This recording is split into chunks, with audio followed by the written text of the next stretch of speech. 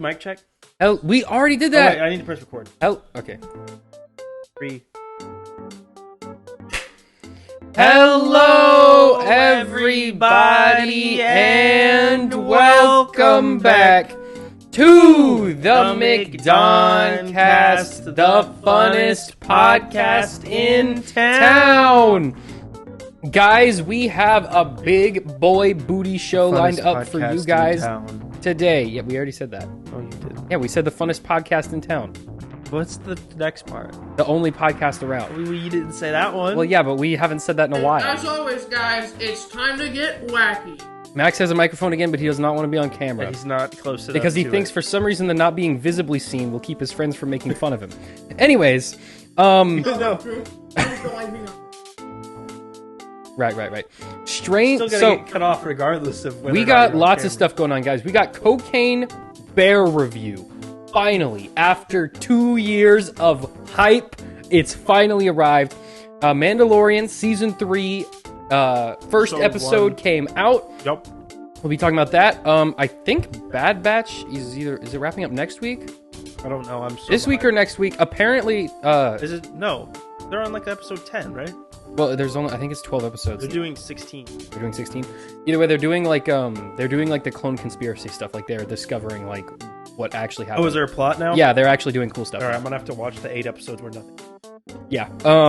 We got a whole bunch of new stuff. We got Stranger Things. We got Warner Brothers again because they just refuse to stay out of the news. We got Elden Ring. We got a boatload of Pokemon news and Lord of the Rings. Big, really weird stuff happening with Lord of the Rings. All right. Let's start things off, Tucker. Should we start with the reviews or should we start with Stranger We're gonna Things? start with the news that I care about. Anyway. All right, Stranger Things Sam. stage play prequel. Now, Stranger Things is, of course, wrapping up next year with its 5th and final season.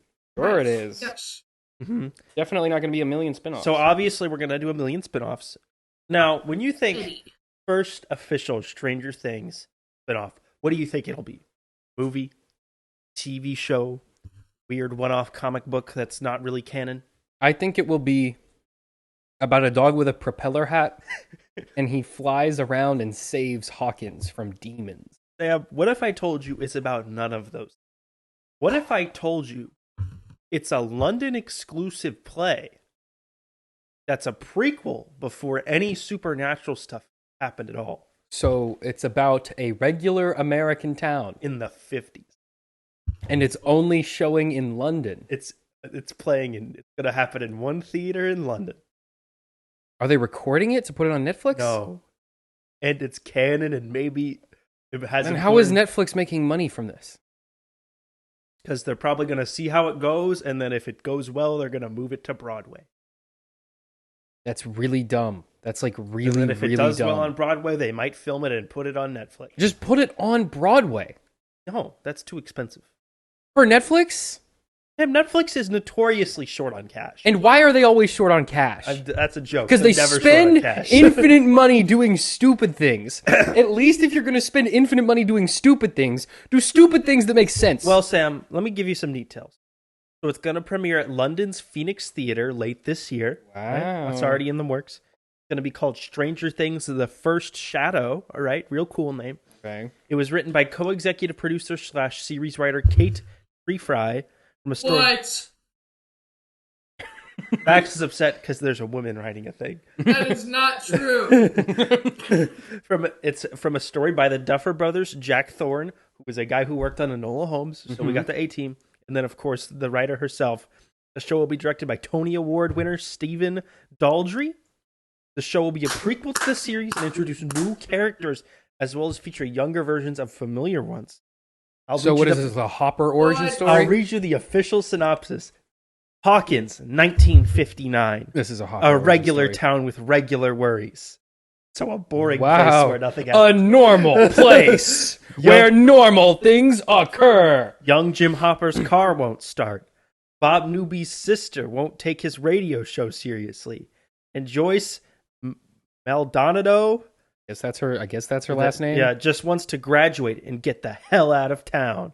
When new student Henry Creel arrives, Oh, is he a character? his family finds that a fresh start isn't so easy, and the shadows of the past have a very long reach. So, if Brought to life by a multi-award-winning creative team who take theatrical storytelling and stagecraft to a whole new dimension, this gripping new adventure will take you right back to the beginning of the Stranger Things story and may hold the key to the end. So this isn't Stranger Things. This is regular things, and nothing is happening. Not to be confused with regular show. Although this is a regular stage show. So actually, maybe this should be called regular show. All right. Here's the main problem here. In the show, none of the characters have ever met Henry Creel, nor do they really know he exists. Mm-hmm. So the Henry Creel... Yes. So the one thing that might be remotely related to the plot, none of the other three characters can have any involvement in. No, who actually is that? Is it actually Vecna? That's one. Oh, I don't Remember the kid? I don't remember his name being Henry Creel. Obvious. Oh, you don't know Henry Creel? I guarantee you 99% of people who've seen Stranger Things don't know that guy's name is Henry where there's Creel. the big spooky house? I know who won in Vecna are. I didn't know that he had a name. Okay, well they talk about it in the show. Like Eleven's, never they don't seen call him. 11 like Melinda Elizabeth or whatever her name is What is supposed her to be. name? I don't think Jane. Jane. Yeah, but I don't think Anyway. it's even really Jane. I think no, her No, her it mom, is yeah, Jane. her mom said her name was Jane. Anyway, That's right. so all of that stuff where he's living in the, Spaghetti-O. because if you remember in the show, he was the little kid. He was like the only one born with psychic powers, except for 11 and then he and all he the other went ones that nuts. were born with psychic powers. Were they all born? No, I thought theirs was like experiment. No, remember? No, they experimented on their parents. No, yeah. But they still had. They were still born But Henry with psychic Creel was the powers. only one who was like naturally born with no influence with psychic powers. Well, right? we assume his parents could have just been drug addicts. Okay, Sam, sure. Maybe his very wealthy parents were like addicted to crack. How do you know and his that gave parents were very wealthy? Because it's in the show. When? Yeah, His dad. Yeah, okay. His dad was just on shrooms because he They had could have PTSD. been on like super cocaine or something. I feel like It was it. the Or the 80s, the I mom don't- could have just been on shrooms. Okay, like, hold who up. I think that it has to Well, be like shrooms a are great. like Wow, a he's weird psychic. concoction of various chemicals. I don't think you can just like take shrooms once. And No, then your because kid is a the magic whole psychic. the whole They're thing was based on shrooms? MK Ultra, where the I government know, like but they didn't abducted just people. give they didn't just like eat one mushroom and No, gain but, like, psychic powers. Maybe the government was like because he was in the military. Maybe they experimented on him while he was in Vietnam or I whatever. don't know. I think the point was that he was because he was the only one Spider-Man, born he's like got naturally with power. Because they say in the show they're trying to replicate his abilities, and that's Yeah. what they're doing. That's not the point. So this is going to focus on him when he was a little kid. I guess when he was just turning evil. Remember when he was obsessed with like the The spiders? spiders, Oh, I yeah. like Yeah. spiders. I'm gonna kill it. That, but a whole play. And also while that's happening, all those characters Hopper's from the, car won't start. Also, when they're teenagers, they're just sitting around smoking a doobie and Hope like, art. I don't know hope what like they're an gonna hour do. of the show is just Hopper like in the car. Trying to do car Oh, maintenance. jeez, guys, this isn't starting. Hey, get those jumper cables. it's just him like working on his old Ford Because I think truck. it This is could be the canon radiator. that we know Hopper and Joyce knew each other before the show, and we know that Bob like went to high school with them, but they didn't talk to him. So we have like 4 main characters, and none of them. Two have, of which are not allowed to talk to any of the other characters. Well, the main one not being allowed to interact with anyone else, and then 3 of them maybe go to the same school but don't interact with each other. What a great formula This for is a a very stage play. good idea for a Also, show. if it has a major plot point that may hold the key to the end, maybe don't have it be in a Broadway play that only one like No, people that's just live in this marketing. one That's town. obviously no. not It's gonna not be a going to thing. be important at all. If No, it was, it can't be. If it was, it was going to be. This would be like a book, at least, or like Now a comic.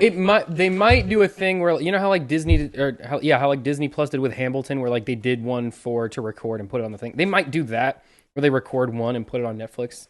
If but- you were going to do that, just make this like a Make it a show, movie. But they want it to be a play. or do it like a. Is it a special. musical? No. That's then. What is this point? What is the point of this? Like spy. I don't know. Kill people. It's so Thank you, Max, weird for that. because the whole point, I guess. Well, you know what? I would have expanded on the joke, but you shut it down. Well, we didn't really do anything. Shut up! No, you just stopped. Like no one shut you down. You ran out of stuff. You shut yourself down because Yeah. you knew it was a bad Well, like joke. the whole bit with Stranger Things is they're cashing in on '80s nostalgia, right? So they're cashing it on 50s nostalgia. On 50s nostalgia. And people who were teenagers in the 50s are like not using Netflix. 80 something, maybe. And they're living in London. And I guess they assume they all live. About American So 50s. the assumption here is that people will be nostalgic for the 50s, and hopefully all those American 50s. Hopefully all those people live in London. Yeah, hopefully and there, are up to date hopefully on there the is a most lot of recent nostalgia for 50s These era Americana- and American Oh my culture gosh, in thank the God UK. I lived in America literally for just this decade. And then moved back to London. Is that like just for like people who fought in World War II and like met an American, and then like that American told the British soldier like what was cool about America, and then they go to the show to see it? Like, what is the I target get they audience want for to this? test the waters of like what kind of stuff could we do with this other than now that it's ending, right? And obviously you tested in This London. is not the thing you test it with. You would do like Yeah, the answer is not this. Don't do this. like a 4-episode or like a 6-episode prequel series, right? You do a 11 spinoff. You do something like that. You don't do Stranger Things prequel play in London. like how this was the first what idea. you gotta do. What else do they have? What Netflix owns? What's Enola their X-Men Holmes. knockoff? Umbrella Academy. Yes. So here's the pitch. 11 grows up and joins Umbrella Academy, and then that's a new show. There you go. Do a Lab Rats Elite Force with it. But that show's ending. So that they can start the new one where 11's in the show. Umbrella Academy plus 11. Yeah, it'll be the 11th Umbrella And they'll Academy. learn math facts for the kids. Sure.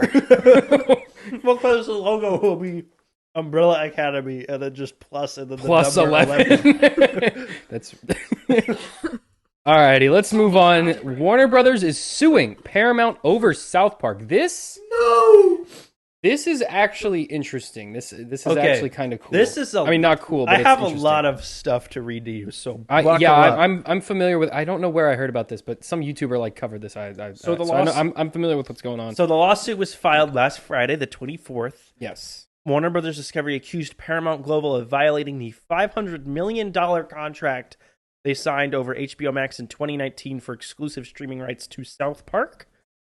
The suit claims that Paramount was deliberately diverting South Park viewers to Paramount Plus with specials and other related content. So that was when they did like, if you go to Paramount Plus, which I know none of you have, but if you look it up, there's 4 specials. There's 4 specials. There's South Park post-COVID, South Park post-COVID, the return of COVID, South Park, the Streaming Wars Part 1 and 2. Yeah, there's 4 specials. 4 specials that they've made just for Paramount Plus that are not on HBO Max. and which are essentially just Very what long would normally episodes. be an arc in South Park, but just squished They're together. like 2 to 3 episodes worth of Yeah. length.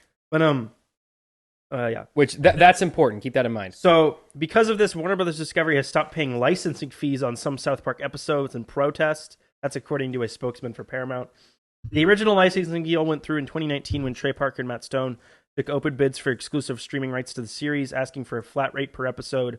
Warner Brothers beat out all of their services for the show, paying $500 million for the entire library and $30 million for the upcoming 3 seasons to stream after air on the service. So there's 20. Now they were also promised a certain amount of episodes per each season. So there's 20 odd seasons of South Park. They paid $500 million for those, and then they said we'll give you $20 million for the next 3 seasons of the show, and each season's around I believe like 6 to or like we're used each to be episode like 8 to 10. on HBO Max. So the seasons are usually, I believe, like around 20 episodes long.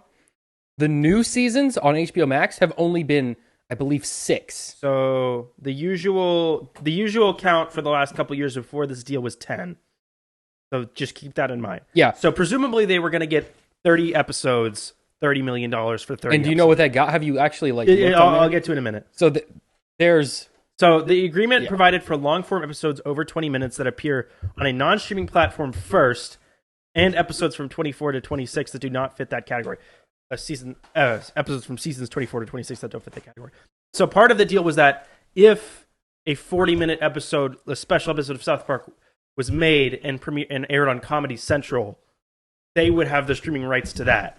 Now, the way Paramount's avoiding that is they're not airing anywhere first. They're going straight to Paramount. No, that's not. Now, they do have one special on there. Which is the which is the first of the The pandemic. vaccination special and something. Yeah, it's one of those. No, those did air on that Comedy one Central. counts as an entire season. Yeah, we'll get to that. That counts as the 25th season. So, Warner Brothers Discovery claims that Paramount conspired with its subsidiary MTV to divert as much new South content as possible to Paramount Plus to boost its numbers.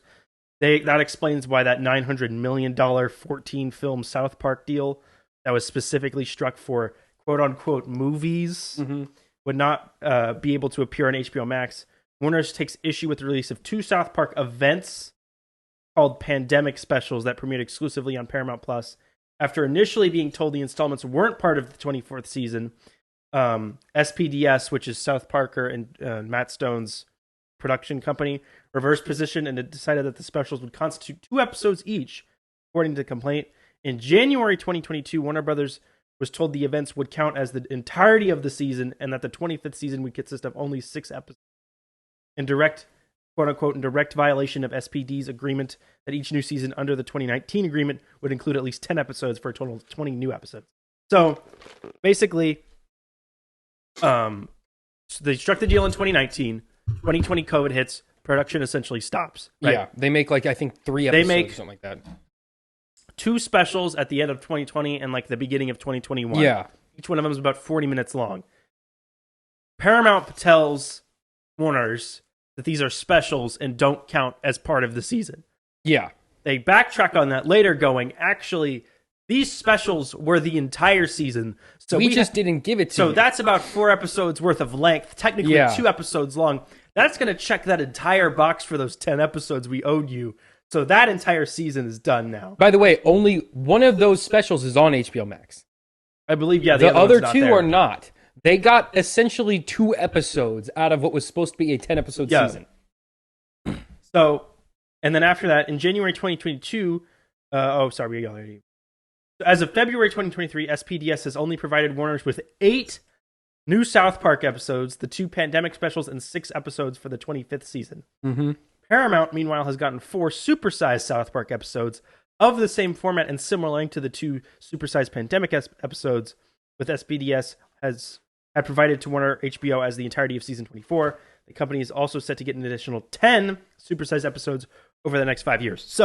So they sold it to HBO Max and then stopped making them content and then said, oh, we're not making episodes, we're making specials, and then kept making episodes for their own service. So basically what happened here was Paramount in 2019 said, we're not going to do a streaming service. We're just going to chill out with CBS All Access, and we're going to play third party, right? Mm-hmm. About 15 minutes later, after they signed the South Park deal, they went, all right, we're going to start a streaming service. And we need South Park because South Park is really big and it's a big hit. Mm-hmm. And Simpsons works out great for Disney Plus because it's an evergreen title. They're always watching it because there's so many episodes. So what we'll do is we'll just not make any new episodes of South Park for HBO Max. And then when we do make new stuff, we'll make it extra long and just release it on our service as a special, claiming that it's not a special or an event. It's a movie, guys. It's a South Park movie. No, they're calling them specials because the specials don't count as episodes. And they're also calling them movies. Those also don't count. Yeah. So, their plan is, I believe this deal runs out at the beginning of next year. So basically their master plan was we'll sell these people multiple seasons of episodes that we'll make. Scam Warner Brothers. We will make probably 8 total episodes in 4 years. And then once we have the rights back for our streaming service, we'll start making episodes. We'll just crank those episodes out at normal pace. So if you're going to scam a company, this is one way to do it. However, seems like it's not working out so well. Warner Brothers definitely has a case here. No, I think I think Warner Brothers is gonna, because they obviously have been scheming to cheat them out of making them the promised amount of in case you don't know, one episode of South Park takes 6 days to make. It's not a very all they had to do production. Was make 20 episodes of South Park. That's a third of a year's worth of work for 4 years worth of content. Okay? That's all they And they were had getting to paid do. $50 million to do it. $1 million an episode. That was essentially the deal they struck. Yeah. Plus, and they could have had this Paramount thing on top of that. They could have just done both. There's no reason they couldn't have done both.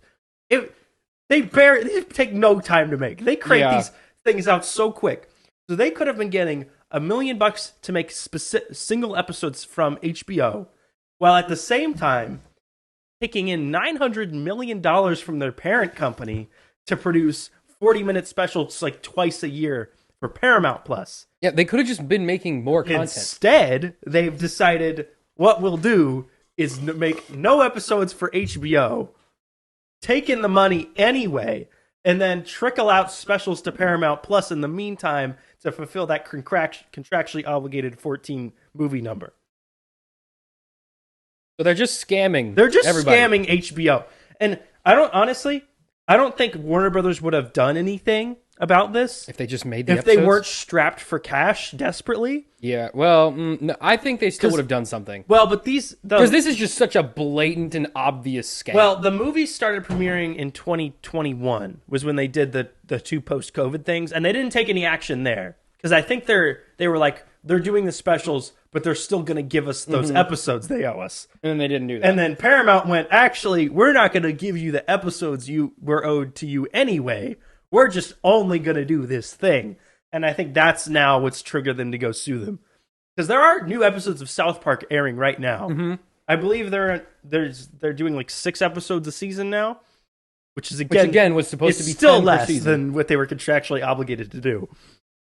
And it's also the first actual season of South Park in like 4 years. So No, okay, so season 24 of South Park. They're on season 26 now. Season 24 of South Park is 1 episode.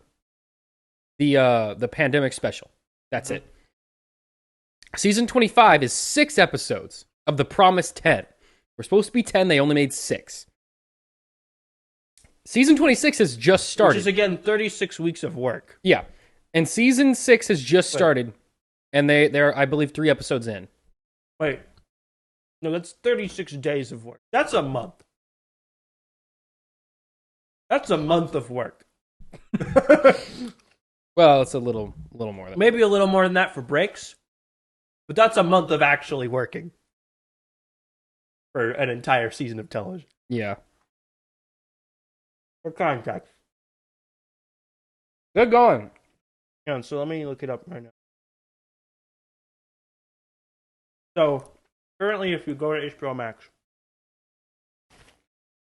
the South Park vaccination special is listed in its own thing. Yeah, it's its own season. Season 24 is 1 episode. Mhm. A 47-minute pandemic episode.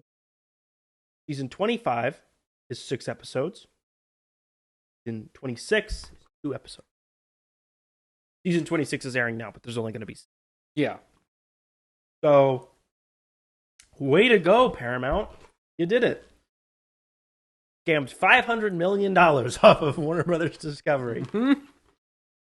How is this a profitable model either? Because they're going to give them $900 million to make 14 South Park movies that are only an hour long each. I don't know. And they're going to lose so much money in this lawsuit.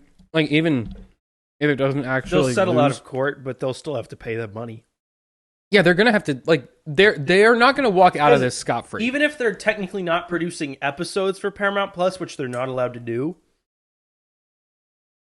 they still haven't fulfilled the number that they said they would give them. Yeah. Like, you pay $30 million for a thing, and you get a third of the thing that you were told for. That is a scam. You have a legal case You there. have been scammed. So unless they can find a way to crank out, like, the missing 8, what? So 12, 6 plus 6.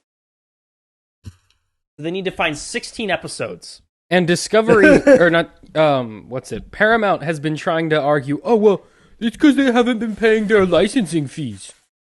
Yeah, they're not paying them because you're scamming them, dude. Well, okay, how much are you going to make in licensing fees when you've given them an episode to work with? like, come on, guys. Like, What are they going to give you, $9 for the 1 episode you've delivered this is in like really, a year? I don't understand how they there is no way that the public perception is going to be on their side. Like, they're so obviously in the wrong. Well, I think they have a chance just because everyone hates Warner Brothers right now for deleting a bunch of shows. But also, like... No, but, people are going to forget about that during this. Like, it's good guy Warner Brothers right now. I mean, not even good guy. They've just been I just rocked. can't wait for when South Park does, 3 whole episodes on this. Yeah. Because they will, because they need ideas for those. Well, they'll just make a Streaming Wars Part 3. Where they go to court and then a guy named Mr. Warner kills them or something. How are they gonna have? They have to make 10 movies of South Park. It's so easy to do. But what is that about? What do you do 10 movies of South Park about? South Park's been going on for 25 That's years. 10 hours of South Park. Yeah, just take 3 episodes of what would normally be a season and just there's a movie.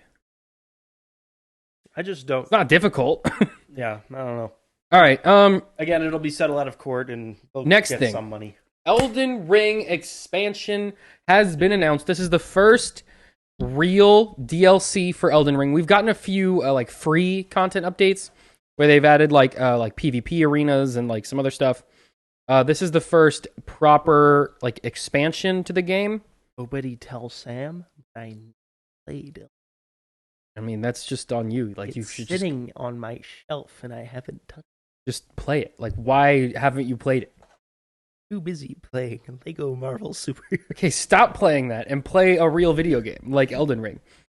Anyways, so we don't know a whole lot about it so far. Shadow of Erd Tree. Yeah, we have the title, which is Shadow of the Erd Tree. They got a logo. We got a logo, which is a picture of a field with some ghosty looking souls running around. Okay, so we got the big tree, or presumably Erd Tree. That's the Erd Tree. Some ruins. As is we got some common. fog. We got a field of wheat. We got some spooky ghosts. Yeah, so... And what looks like a lady on a horse. My assumption, my immediate guess, is this is going to be a new area that will be added to the game that you will be able to explore, which will have some sort of side story and, its own little bosses and stuff like that. Wasn't there a report that From Software was already finished with their next game a week after Elden Ring came out? No, their next game is a robot fighting game. Let's look it up. They showed it off. Where was it? Did they show it off at E3? Not at E3. It was some other presentation. It doesn't exist. They've already revealed it. I don't remember where. I don't remember if it was a PlayStation thing or if it was a Nintendo thing. They showed it off though. Games. Armored Core 6. Armored Core 6. That's what it is. That's Fires of Rubicon. Yeah, that's their next upcoming title. That comes out this year. Yeah. But this is the first real expansion for Elden Ring. I don't know. I'm excited. I mean, I don't really know a whole lot about it yet, but I mean, I'll take more Elden Ring content. Think you'll be able to fight those ghosts? Yeah, probably. You probably have to fight those ghosts. You'll be able to fight that lady on that horse? Probably. I mean, honestly, I haven't even fought all the bosses in regular Elden Ring yet, so I'm not even really sure if I'm going to get this or not. We'll see if I have time. Did you beat the main story? Yeah, I beat the whole main story. There's 80 bosses. I fought Well, I'm sure this will add 20 more bosses for you. Yeah. I mean, Elden Ring is a phenomenal game. I will happily take more Elden Ring content. Really, Sam? What kind of awards is Elden? I think all of them. Really? What's an award they haven't won? Best Mario game. Well, they're not a Mario game. What Mario games have won that? Probably Mario Party 3. That's the only one? Probably. That one won Best Mario game. That one had Mario Kart Double Dash. How can 2 Mario games both be Best Mario years. games? It's an award given out every year. But they only make one a year. No. Mainline Mario game? Is it mainline Mario? No, it's games? all of them. So it's any game with the word Mario in the title. Pretty much, yeah. Does even Smash if it's not Bros. even Also in the Mario count as a Mario title? No. It's not the Brothers Award, it's the Mario Award. Also, Luigi's Mansion is not eligible. Why not? Because it doesn't have Mario in the title. So it has to have Mario in the title. It has to. It doesn't even have to necessarily be in the Mario series. So Mario is missing. If I remake Flappy Bird and I call it Mario's Bird, and it's like a fat duck named Mario, that counts as okay. This is dumb. Contended. Yeah, new Elden Ring's coming out. I'm excited. I'll wait and see for it to come out before I decide if I want to buy it or not. How many years did they say when this is happening? I mean, it's just DLC, so How long do you my think guess it'll would take? be it'll be like next If year. all they give you is a picture of concept art, I think it's pretty far away, though. Tucker, do you know how much they gave us of Elden Ring before the game came I out? mean, there was like some trailers. One trailer. Yeah. We No, had not before it came out. Yes, before it came out. We had one trailer to reveal it, No. and then there was one trailer before the game came out. No, there was stuff in between. There wasn't. There was like a 2-year gap. Where There was wasn't an any. 8-year gap where there was nothing. Yeah, but like in the months coming up to release, there was stuff. There was one trailer. That's what you watched, but there was more stuff than that. It was the same one trailer that they cut down. They made smaller versions of it. But we had one trailer worth of content actually available to the public. I could find you 9 different TV spots for you. Video games don't have TV spots, Yeah, you they do. moron. Yeah, they do. How do you have a video game TV spot? You play an ad for a video game on TV. You know what a TV spot is? Yes, it's an ad for television. Yeah, but it's usually like done like they're like, oh, here's this, and then they show it, and then they talk about it. And that's an infomercial. No, that's where they have an actual product and they talk about it. What? Never mind. Moving on. Yep, more Elden Ring coming out. I'm excited for it. We'll see if it's good or not. Next news, big news. We got a lot of Pokemon That news. was an ancient meme right there. What? The clap. Next news. Is that a thing? Who did? It was, I Not know even remember PewDiePie what did that's like from. Pew News. That was next meme. Remember Oh. meme review? Remember No, PewDiePie? he sometimes still does that. He actually that's not true. Ever since he moved to PewDiePie Japan, was cool. ever since he moved to Japan, he just started like vlogging. Like I'm random happy stuff. for him, dude. He's just chilling now. Yeah, he's having a kid. He's just like watching TLC and playing recorder. He's vibing. All right. Anyways, we got Pokemon news. Let's talk about it. So there was a Pokemon Presents that happened, I think, on Tuesday. They wanna always say. do them like super duper. Yeah, was it early, like so I 7 never a.m.? watched them. I didn't watch it until like later that night, like after I'd streamed and everything. But And I knew it was just gonna be the DLC for this year because there's no new game this year. I was just like, I'm good. they actually unveiled quite a lot of stuff, but it was a lot of really weird stuff. Was it all for weird spin-offs and mobile games? No, like there's a Netflix show in here. Oh, I did see that. Yeah, like some really just stuff I would have never expected. So first things first, they announced a premium TGC battle set, like for the card game called Pokemon Classic, which is like it's like just a really high quality version of like those little like damage counters and all that. It has like a mat that's like I guess made of like wood or whatever. And then like you know the little damage counters where you just put the little Yeah, I cardboard know how to chips play on the your game. yeah. So instead I'm of one that, of those people that actually knows how to play the Pokemon card game. yeah, I know, so weird. But they have like How, little. how do people not know how to play the game? It's like not that complicated. I mean, it's pretty. Actually, it's very complicated. The like weird rules are, but the base game is pretty simple. Yeah, explain to me how the Lost Zone works. I'm saying those are like dumb, Yeah, complicated there's like rules weird rules. that are completely broken, and I'm pretty sure not even in the real game anymore. But anyway, But like They- the base game is put guy up, attach energy card, attack guy with damage. Like that's basically the game. yeah, do that 6 times and win. Yeah. But so they have like these little cones that you like stack on the cards to like explain it to like count for the damage instead of like little chips everywhere. Why So does he keep switching it? this is like a premium I battle. know, set. but it was the little counters that you like popped out, and they were cheap, so I getting rid of those. And then there was the dice. They were trying to do the dice. Yeah, the dice, but I think the dice were just And now like not they're doing very cones. like the dice were not very well explained. Like we kind of made Well, up. That's because they were normal dice, and so nobody knew what to do with Yeah, them. like we made up what they represented, like so we could play, so like we had it in a system that made sense. But, like there was no explanation for what they were supposed to do. I'm sure it was in the rule book that no one. And anyway, so there's like these little cones that you stack on top of each other, so you can actually see all the damage. It's a lot easier if you see it. It makes sense. There's like it's like the coins are like made of metal, like it's like just a super premium like set, right? And it comes with like some reprints of like the first edition Charizard, like some reprints of like some really valuable cards. There was a reprint of Charizard from the original Blastoise and Yes, Venusaur. yes.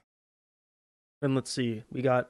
It looks like remember all of those. This is going to be really weird, but remember when the Nintendo NX hadn't been revealed yet, and so people were making like crappy 3D Like their printed weird mock-ups? mock-ups of like an HDS type It looks thing. like that, where it's just like a weird board like a matte black board and like weird slots. No, for but cards. like yeah, here I don't know if they can see it on the camera, Right, yeah. but you can see like those are the There's little little cones that you cones. They stack look up like for the crayons. damage. Like, and it's like a premium. It's supposed to be just a really nice. Now they're battle color set. coded.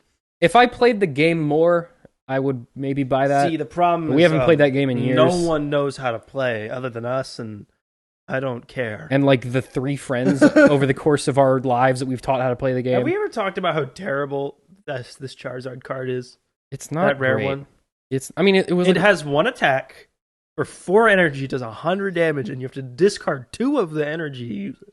well, that wasn't that bad. Like when it first came out. Like now it's You bad. can't use it now. It sucks. Yeah, you can't use it now. But that card is 20. But Freaking Venusaur 27 is just, years like, old so almost. much better. Okay. Anyways. His is 4 energy, and you don't have to discard any of them. I mean, it's a little bit less damage, but still. Okay. Moving on. Nobody knows. So that what was the I'm talking first about. thing that they revealed, and they said that they're going to reveal the price at the TGC Championship. I'm So sure it'll be like $200. my guess is going to be around $250. That would be my That's guess. absurd. For Yeah, a but card game. This is obviously supposed to be like a premium like type product. Like this is supposed to be like a status thing. Hey, babe. Look at my Check out my my Pokemon battle set. battle set. Wow. Look, I'm gonna stack the damage counters. It's getting long. I have an expensive car. I have an expensive phone. I have a $200 I have the kids Pokemon card Classic game. TGC battle set. What? Do these companies not understand that this is for children? No, it's not. Do you not understand that this is for like 30-year-olds? If you're 30 years, I know this is controversial.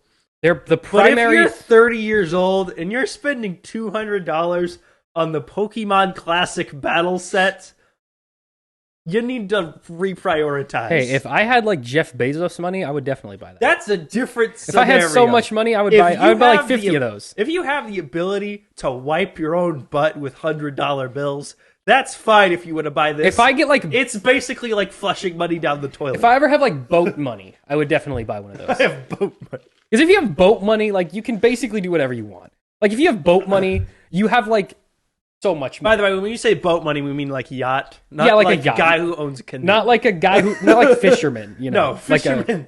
Fishermen, you need to avoid this. fishermen don't buy this. I would Buy a recommend new not fishing doing it. rod. Everyone else, don't buy this. Save your money for something that's worth it. Anyways, the next thing that they revealed was a stop motion animated show about a Pokemon resort called Pokemon Concierge, which is set to debut on Netflix. Sam, I think you skipped some. I skipped the stuff that no one is going to care about. The World Championship in Japan again. Yay. Cafe Remix, it's happening. No one's playing Cafe Remix. I skipped that stuff on purpose. What is that? It's a mobile game. Is it a match? Is it a matching game? It's a matching game, but you don't actually have to match anything. You just go like this, and it matches everything for you, and you don't even have to play the game. What fun for the kids. Yeah, no, it's like a game for like 3-year-olds and like people who have like 5 seconds to kill. Zacians and Pokemon Yes, Unite. they added Zacian to Pokemon Unite. No one plays Pokemon Unite still. They gotta know.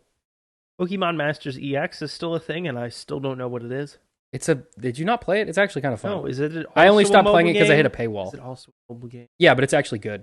So you know how like all the Pokemon mobile games you don't actually battle, Yeah. and that one You know you the fun actually part? yeah, and that one it's only the battling. Woo. So you know it's actually like fun to play. I just hit a paywall and didn't want to play. it So you dubbed the card game set.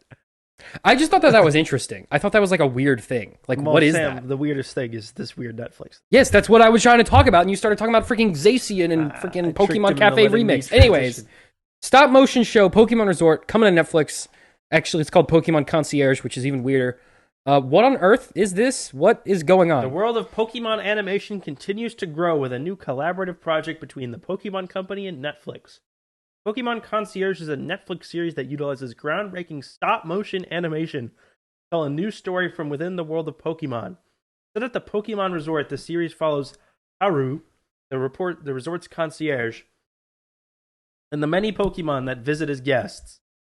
Also, there's like more than one Pokemon Resort. There's one in like every region. I don't think that's the weirdest part about this, though. No, definitely not. But I'm saying I think the it weirdest says part the about this Pokemon is Resort. this is like, what is... This seems like one short. How is this a whole How is this a television series? show? And how is it profitable to make a stop motion series? Well, it's on Netflix, so Yeah, who but knows? stop motion is like the most prohibitively expensive medium you can possibly try to get They into. released a 25-second teaser.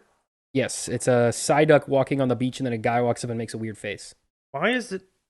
Okay. So a couple of things. One, why? Two, why is it all like it desaturated in gray other than Psyduck and the guy? I think it's Is that a contrast, I think. Is that... They're trying to highlight the characters. Okay, The but why use is of it color. like black and white other than the characters? It's not black and white. That's looking pretty gray to That's me. sand. That's because your monitor sucks. That's because the colors on your laptop are crappy. I think that's When I watched it on mine, it did not look like that. I think color of the No, show. it's not. Here, I'll show you on mine. Here is the story of the resort's All right. concierge. Sorry, guys. We gotta What do on this real earth- quick. So are the Pokemon themselves guests? Are they checking That's into what the I hotel? I don't understand. They can't speak. How do they ask for room service? And what do they eat for room service? Those pebbles? See, it's like a gray color. This is sand. It's like the color of the beach. It's gray. Those are shadows of the tree. It's very obvious, like why it's this color. It's because that's sand. Is it? Because he's on a beach and he's a water Pokemon. I know, but why is like that the mascot of the show? I think this is the only thing they have of this so far. This is so weird. I don't know what they're doing. And But then there's also the weird it's guy who Netflix, walks up. So Oh wait, this one didn't have the weird guy. Oh, whatever. I don't know what the plan is. I don't know why this is happening. it's really bizarre. It looks really boring. I don't know how this is going to be even remotely Like, who is that for? interesting. Because kids are going to be either creeped out or bored by this, Children don't know what a concierge is. and adults don't care about this at all. This is so weird. Why? Okay, why are they doing this and not making another live-action Pokemon movie? Like, okay. Remember when they made a live-action Pokemon movie that wasn't bad and it made money, and then they just never did anything else other than that? I for think they will 5 make one. years. They said they're making a Red movie, right? They did when Detective Pikachu came out 5 years ago, Yeah, they're and probably then there still was working on zero updates on it. They also announced. They were going to do a Mewtwo prequel. They also announced that they were making several like Pokemon spin-off shows about like different, as far as I could tell, like different characters from the games. They were going to do a sequel to Detective Pikachu in game and in movie. Well, the second game came out. It's only in And they Japan. promised it would come to the US. And it never did. Well, the Switch And came they out. promised the first one would come to the Switch, and it also never. Well, no one really cares about Detective Pikachu. So. Hey, they saw the movie. You think they at least no one? You think at least like a couple people would be interested in the game after they saw the movie? Except for now, the movie everyone's forgotten about it, and now no one cares about the game. So now, what are you gonna do? Well, sometimes you just gotta let stuff die. All right, next It was thing. already localized. It was on the 3DS. All you had to do was port it over. Well, they didn't want to. That's too much work. For the Pokemon Company, it's way too much work. Yeah, it's way easier to create an entire stop-motion animated series Yeah, on but Netflix. they're not doing it. They got some guys over in Australia. Some sorry sap just taking a million photos a day. of The these poor Pokemon Psyduck company's models. just like, is this weird? And they're like, yeah, it's really weird. And they're like, Good. Good. Make a million of them. Okay. The next thing that they. Oh yeah, here we go. Now we're getting into the real big. This is probably the most hype announcement from this entire thing. So let me set the stage for you. 4 years ago, Pokemon. What game were we on? Ultra Sun and Ultra Moon just came out.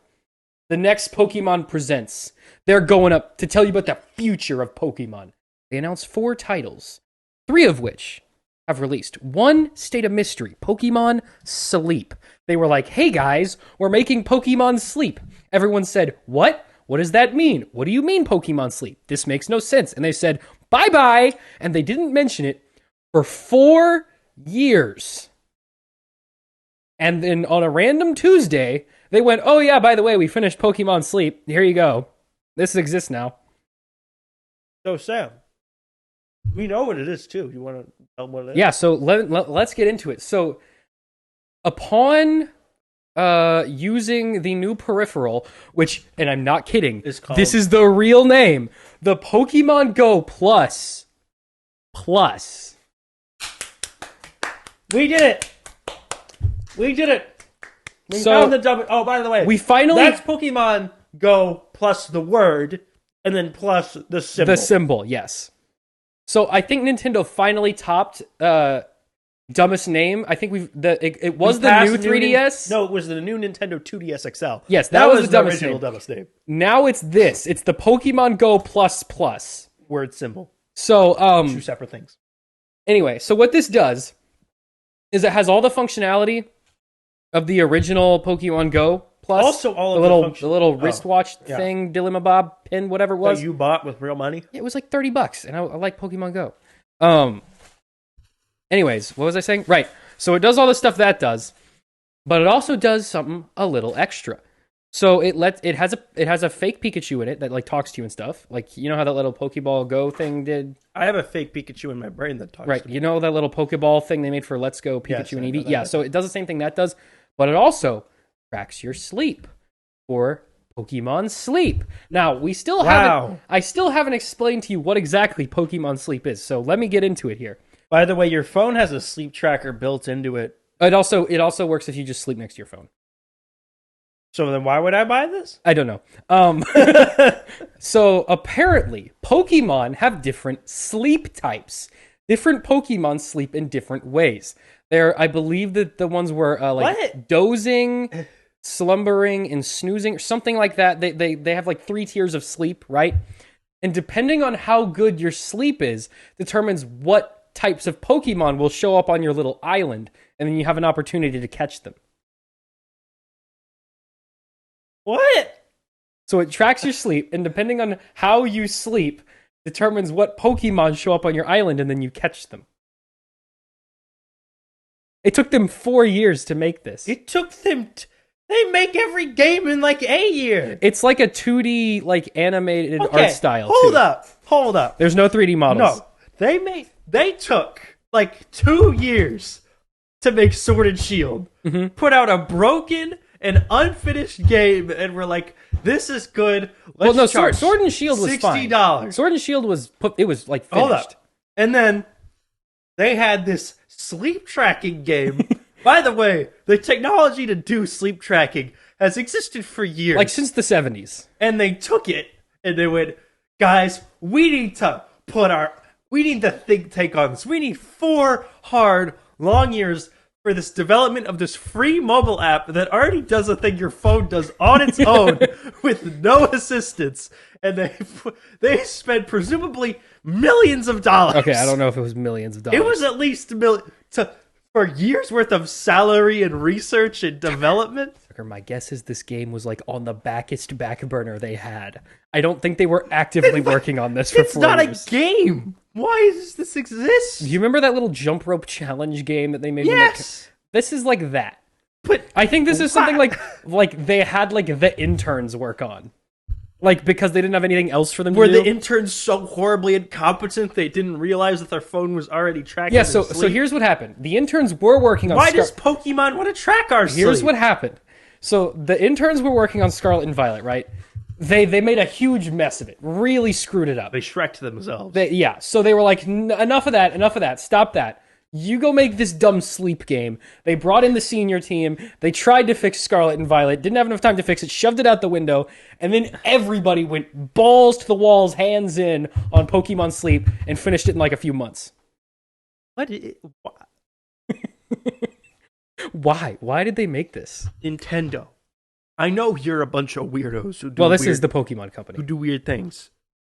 But these Pokemon company guys, you gotta send in somebody to go, hey, who is running this thing? What are you guys What is doing happening? here? Why is this? Why are you What's doing going on this? in here? Why does your game suck, but you're making Why this? did you take 4 years to make a sleep tracker that nobody asked for and has no purpose? In like 2 years to make like your flagship game, and it was completely unplayable. What is this for? Not complete, but mostly unplayable. Is this to get children to sleep more? Yes. Good job. So the director for the game said that he created it because he wanted to be happy to wake up in the morning, which I think is one of the most Japanese things ever said. This man must be horribly depressed. Well, he works for a company in Japan, so... Jeez, that's so sad. Imagine Imagine You know why Animal Crossing exists, right? I know, but like, imagine being so horribly depressed. You're like, the only thing that will bring me joy when I wake Is up if I in the wake morning up to some Pokemon is if on my I wake phone. up and my phone goes pika pika, and I open it and there's a Snorlax sitting on my virtual island. So yeah, so there's the Snorlax is like their mascot of this one because he's like Because he sleeps a lot, all yeah. the time. And then so like I love how the logo is just like it's just Snorlax. it's just the word sleep, and then Snorlax is just pouring. Which, by the off way, that's side. a new logo. They changed. Yeah, the it was logo. Pikachu. Right? No, it was just a blue line. It was just Pokemon with a little blue line under it and said sleep.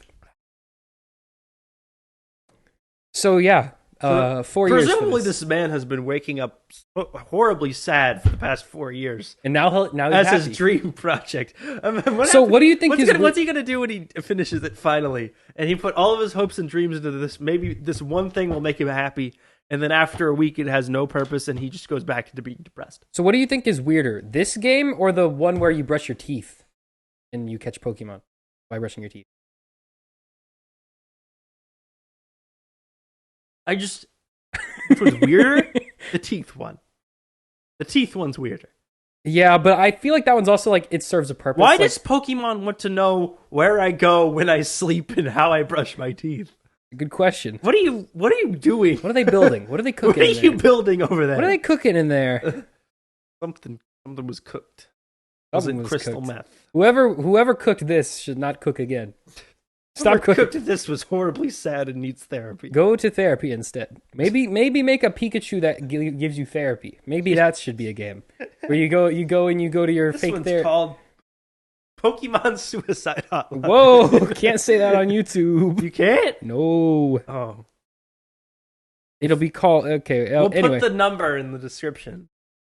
No, I think we should just move on. Okay. So moving on from that. So yeah, Pokemon Sleep finally revealed and shadow dropped. I believe it is out now. I think I'm not entirely sure. No, it comes out in July. Oh, so they need. Still needs a couple. They more need months 4 of more beta months testing. to really get the sleep Did they down. just have like a bunch of children in a room, just they're just tracking their sleep for their? I don't understand. Like what? How could this You- game possibly you know need what? this much development? I have a bet that the reason this took so long is that every night the lead developer went home, used it to fall asleep, and then woke up in the morning. And if a thing wasn't working, he went in the next day, they fixed it. And the only way that they could see if it worked or not is if he went home and slept again. And so they've only So been because he's been sleeping for- every single day, they've been doing individual bug fixes that they can then not check until the next day after he slept. This is very dumb. Which would make sense if he probably ever slept, which he probably doesn't. Keep in mind, this was announced in the same Pokemon Presents that Pokemon Home was announced in. Cool. And that's been like a mainstay of the Pokemon franchise, like for a while. If so, No, Pokemon Home is I the know it's yeah. how you transfer the guys. And speaking of Pokemon Home, that's I don't next. have this in here. Like next I is might. Pokemon House. Where So they have Pokemon in your Home house. support is coming to Scarlet and Violet. I don't know why it isn't already. I don't know why it wasn't Well, available wasn't at the launch. explanation that because the Pokédex isn't the whole Pokédex, you couldn't transfer some of the Pokemon, so they didn't. No, because Sword and Shield and Home. none of them have had the full Pokedex Home since doesn't- Sword and Shield.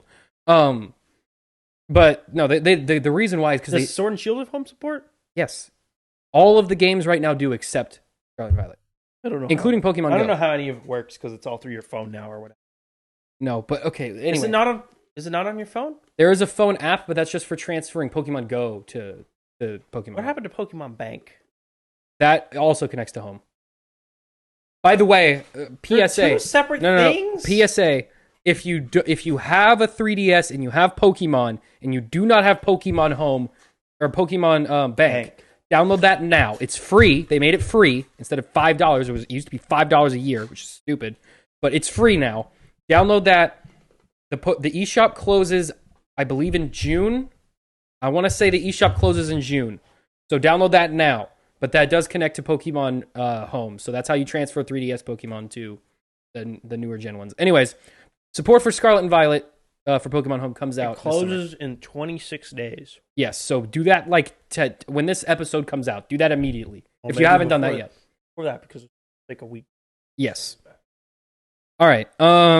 Yes. So next thing. So yes, that support for Scarlet and Violet comes this summer. I don't think they gave a specific date. It comes this summer. Oh, the DLC. Whatever that means. No, not the DLC. Support for Pokemon Home. Oh, sorry. But we'll get to the DLC in a second. So they shadow dropped 2 new Paradox form Pokemon, which I assume are like. What are those? Did you play Scarlet and Violet? Yes. You finished the game? Yes. Did you go to Area 0? Yeah. Okay, you know the ones that are like future or like past versions of them? Kinda. Remember the robot ones? And the like dinosaur ones? Like the main defining trait of this game? Did I finish the game? I know me and Max did. I know you were there when we were doing They it. played the Ed Sheeran song. Yeah, if you got to the Ed Sheeran song, you finished. Yeah, it. then I just don't remember it. Okay, well, they added a past form of Suicune. Mm-hmm. You remember Suicune from Gen 2? Who is like, this one's like a Velociraptor one, and he's called Walking Wake. And then they added a future version of Virizion. Oh, right, they all had dumb names. Yeah. And then they added a future version of Virizion who has a much lamer name, Iron Leaves. So there's Walking Wake and Iron Leaves. I love how they were like, how do we not have to come up with original names? So these are We'll just name them 2 words. So these are currently available. They shadow dropped right after the event. If you update, if you go to the Poke Portal and you connect to the internet, your wild area thing will mystery update. gift or whatever. No, so it is only available in 5-star Terra raid dens. So you go to the raid den, you battle the guy, then you catch him. Now you can challenge him as many times as you want, but you can only catch one of them. So keep that in mind. For Pokemon Violet, you get Iron Leaves, and for Pokemon Scarlet, you get Walking Wake. So, very cool. I already caught it. It's a cool Pokemon. He's very good. He's got a Velociraptor, man. Okay, you know what this does mess up, though? Some weird canon thing? Yes. So, do you remember Ho-Oh and, like, Lugia? The region? Oh, no, the bird. Yeah, the birds. So do you remember the lore for, like, Entei, Suicune, and the lightning one? Those 3 dog ones? Oh. You remember Suicune? Do you know what Suicune looks like? Suicune's the blue one. Yes. Do you remember Entei, the brown and red one who's, like, volcano Yeah, themed? he's got, like, fire And then the lightning one, I don't remember his name. Yeah, he was like a big, Raikou or something. A big cat. Yes. So the original lore was they were in this tower. Yep. And it burned down and collapsed, and they all died. Mm-hmm. Ho-Oh came in, brought him back to life, and Yep. gave him, like, new bodies. Yep. And so they look like dogs or whatever. So does that mean before that happened, like, Suicune was like a Velociraptor monster, and then he got turned into a dog? Yep. Is that, like, that's really weird. Pokemon. Weird? The lore for that just isn't adding up. Anyway. Remember when one of the Pokemon was just straight up God? Still is. Oh, they did actually explain what the deal was with that, though. What, that he was just straight up God? No, so, like, Arceus, the Pokemon is not actually Arceus. That's just, like a little, like, thing that he made, like, to, like, It's characterize Jesus? himself. Kinda, yeah. So he's just Jesus. Yeah, but he doesn't die and come back to life. He just is around. Ooh. He didn't sacrifice anything. He's just around. He's just a guy. He's Jesus, but he's just He's hanging Jesus, out. but he just doesn't do anything. I would I'll convert you all, but I'm scared. I could. Like, honestly, I don't care. Remember You when he believe me? invented the table in Passion of the Christ? No, he invented the chair. Right, whatever. But yeah, so so those 2 new Pokemon are out. You can catch them now if you have Scarlet and Violet. So check that out. Go with your friends. Do the things. Next thing, we got the reveal for the DLC coming this year for Scarlet and Violet, because we know we're not getting a game this year, so they're doing DLC. We know this. Because now there's 3 years. There's 2-year gaps. It used to be. Oh wait, no, it didn't. It used to just be 1 a year. Game. Like remake of game. No, they've never really had a pattern, but it's always been. No, game there a year. was a pattern. They used to do. No, because it was game and then sequel to game. That's what it was for a while. Because there was Diamond and Pearl, then Platinum. There was Ruby and Sapphire, then Emerald. Right. There was they did that for a long time, where it was like then they did an upgraded They version. did it all the way up to. And then Gen black and 4, white. Gen 4 was a little bit longer because then they also did Heart Gold and Wait, Soul no, Silver. did they not do one for Sinnoh? So no, there was a sequel. That's Platinum. No, that was for the one before. No. So okay, here's the order. So there's Red and That Blue. was Diamond and Pearl, right? There's red and blue. Oh, no, let me figure it out. Diamond and Pearl, and that was Diamond and Pearl is Gen 4. That's Platinum. Yeah, Platinum was a sequel to Diamond and Pearl. And then they did Black and White, and then there was Black and White 2. Yes. And then they didn't do it for X and Y. Yeah, there was X and Y. There was a planned Z, but they never made But it. they never made it. And then for Sun and Moon, There was Sun and Moon, then Ultra Sun and Ultra Moon. Ultra Sun, Ultra Moon. Then they started doing the game remake thing. Then it was Sword and Well, no, Shield. because they had done the game remakes thing since the GBA. They'd been doing remakes, but it wasn't intermittent. No, they would it just was. like randomly come out. They did Fire Red and But that was Green. part of Gen 4. and then they did Heart Gold, Soul Silver. Yes. Oh, it was yeah. it was a 3-year And then cycle. they took a really long break and they did Omega Ruby Alpha Sapphire. No, that came out the year after X and Y. That took place of Z. Yeah, because there was Mega. That's where the remake new game cycle No, started. because it didn't take its place. Because before they were still doing the remakes and the sequels, and they were still yeah, but doing that it was after. it was a 3-year cycle though, and it changed to 2. They stopped doing the sequels. I know, but they did X and Y, and then the next year was Omega Ruby and Alpha Sapphire. Yes. But then after that, they did Sun and Moon, Yes. Ultra Sun, Ultra Moon, Yes. and then Let's Go. So they were still a remake. Yeah, but like I said, the cycle's not consistent. They just kind of they were The just making a game general every year. idea was that they would do a mainline game, a follow up to that, which was basically just like DLC, and then they did a remake, and then they would do the whole cycle. Yeah, but Which is again, what they're that's doing. not Which consistent. is what they're doing now because they did Let's Go, and then they did Sword and Shield. Sword and Shield, and then they did the Sword and Shield DLC, Yes. and then they did Arceus. no, they did the Diamond and Pearl remix first, and then they did Yeah, Arceus. they released like But a bunch of Arceus games. is its own thing, and then they did the mainline.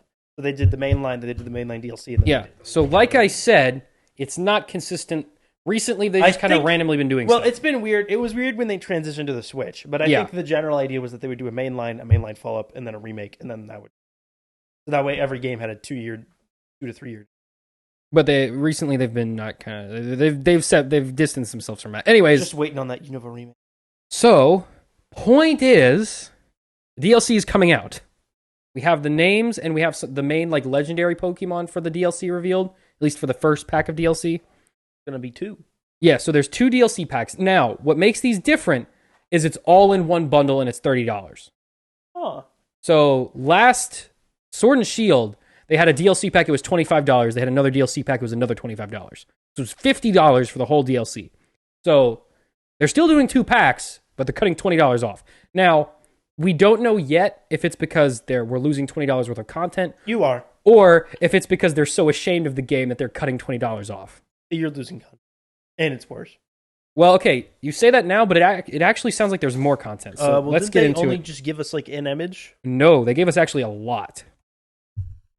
I cannot wait for more Pokemon. I won't play. So let me pull this up. Where's the Pokemon website? Here we I'm go. just mad that they got rid of Ash from there. So I'm gonna be talking about this for a minute here. Okay, shut up. I don't want to see all your fancy animations. I just want to. All right. So the first pack is called the Teal Mask, and if you pre-order the game, you get the new school uniforms. There's a new school there's a whole new school that they're adding to the game.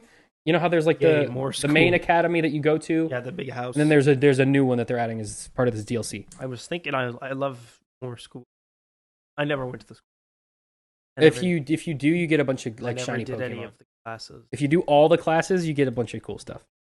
I didn't do all the classes either. I just know that I could do it. And Why I'd get would you cool be stuff. like, you know what our cool new I want to feature press should the be? A button over and over again. Is going to class. Anyway, so the school in this region is battle focused, so it's not going to be boring, presumably. Woo. So anyway, the Teal Mask, the first DLC pack.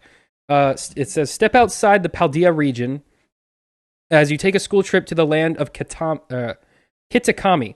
There you'll meet new people and Pokemon while unraveling the mysteries behind the area's folktales. It's slated release for fall 2023. And we've gotten some reveals of the new Pokemon that are going to be there. We don't have all of them, but we can see, yeah, so the ones that are going to be in this one is Okidogi, Monkey Dory, and Pheasantipity. That is their names. Wait till you see what they look like. Okay. So that's Okidogi. Get it, Okidogi? Yeah, He's like a I dog. get it. There's Monkey Dory, like Hunky Dory, but he's a monkey and he's a monkey man. And then there's Pheasantipity, who's a pheasant in like serendipity. So they all mean like happy, but they're also all like an animal, and they have these weird little things on them for some reason. So that's what those look like. That is unbelievably dumb. Yeah, it is. And then Who's in charge of naming with Pokemon? this DLC, they're also adding a bunch of Pokemon that weren't part of the Pokedex back into the game, kind of like they did with Sword and Shield. If you pre-order it, you get like Hisui and Zoroark, and you also get like some new school uniforms. Now, if we go to the second pack, incentive is new school uniforms. Yeah, bro, I hate the cosmetics in this game are It's so lame. bad. They restricted it so they did it perfect in X and Y. In every game since, they've been making it worse. X and Y, they were like, we're gonna make fashion a feature, and I was like, okay, cool, this works. And then after that, they were like, we're just gonna flush all those down the toilet. Screw you. In we hate Omega you. Ruby and Alpha Sapphire, they still had character customization because it was the same engine, but it was a little bit less. They didn't have as many like options. And then in Sword and Shield, they were had like, you can wear a different jacket. There were a few closed stores, but there weren't nearly as many as there were in And X then and Y. Scarlet and Violet, They you can't gave up. even go in them.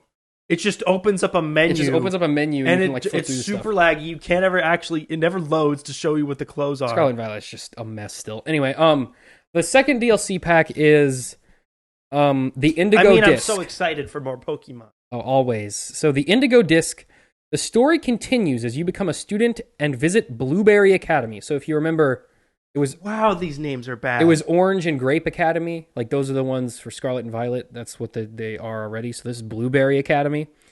Most of this unusual school is located under the ocean, and its curriculum emphasizes Pokemon battling. The Indigo Disc will release winter 2023. So they're slated for fall and winter, which is like those are really close to each other. So one's gonna be delayed to next year. That'll come out. Maybe I don't see them delaying these. One will come out in.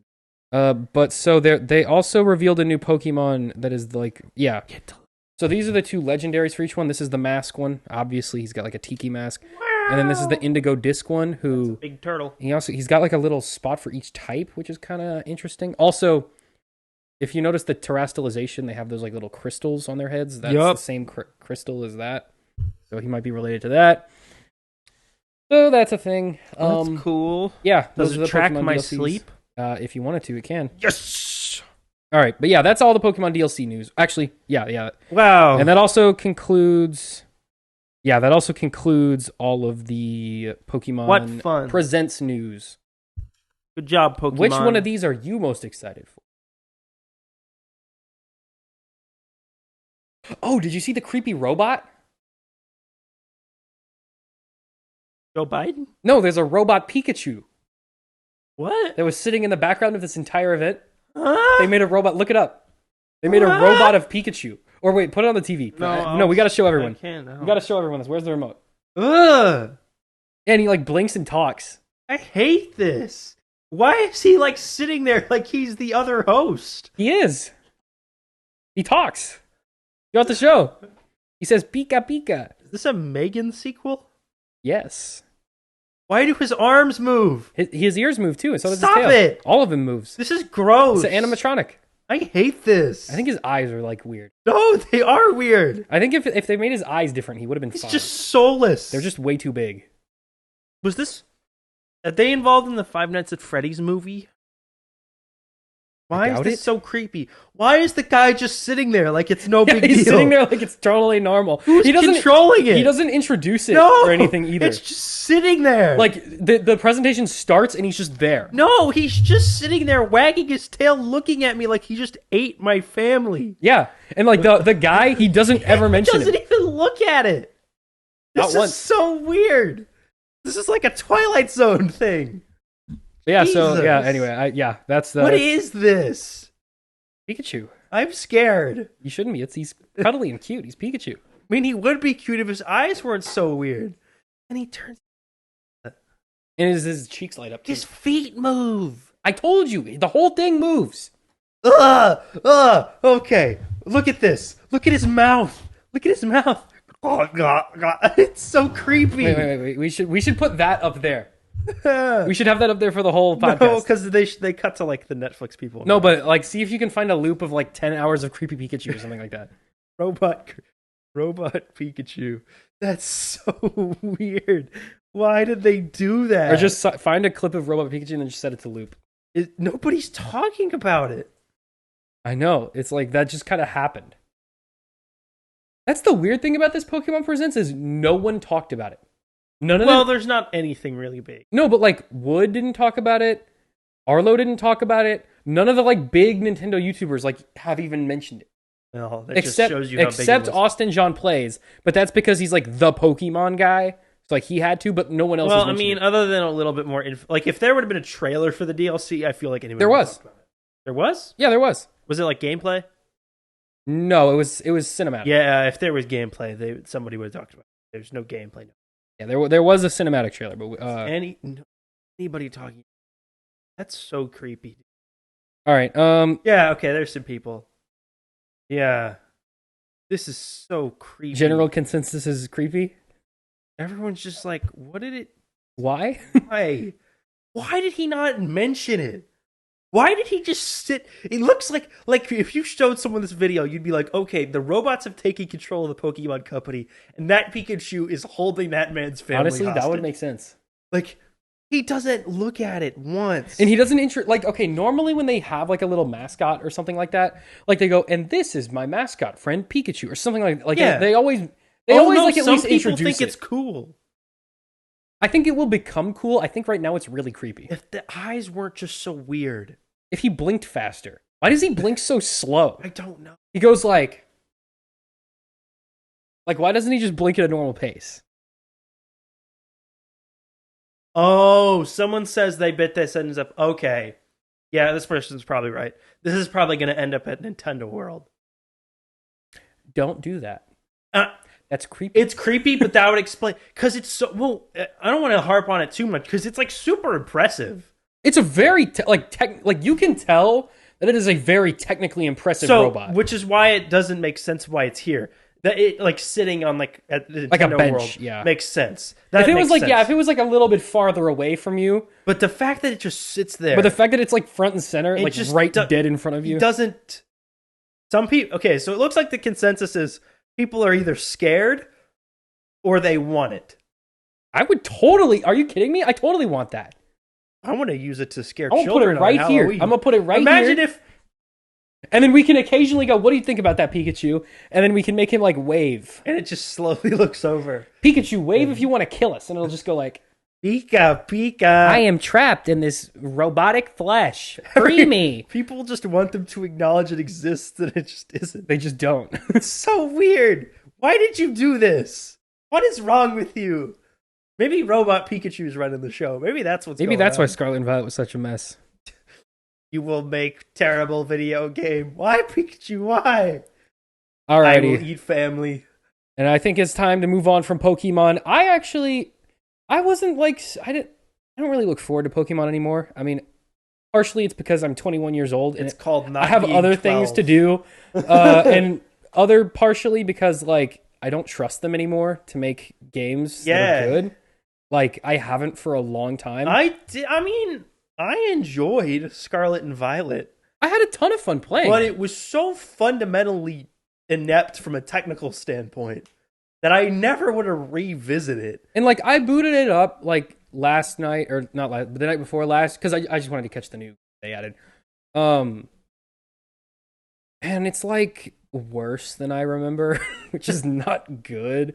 Like okay, when the game first came out, I didn't have that many bugs, honestly. Like compared to what I've been seeing from everyone else, I didn't really experience a whole lot of issues. Like I had some slowdown. I didn't have any game-breaking bugs, but I had minor bugs. I had a little bit of slowdown, like every once in a while the frame rate would dip. had like 20 frames per second was the highest I got.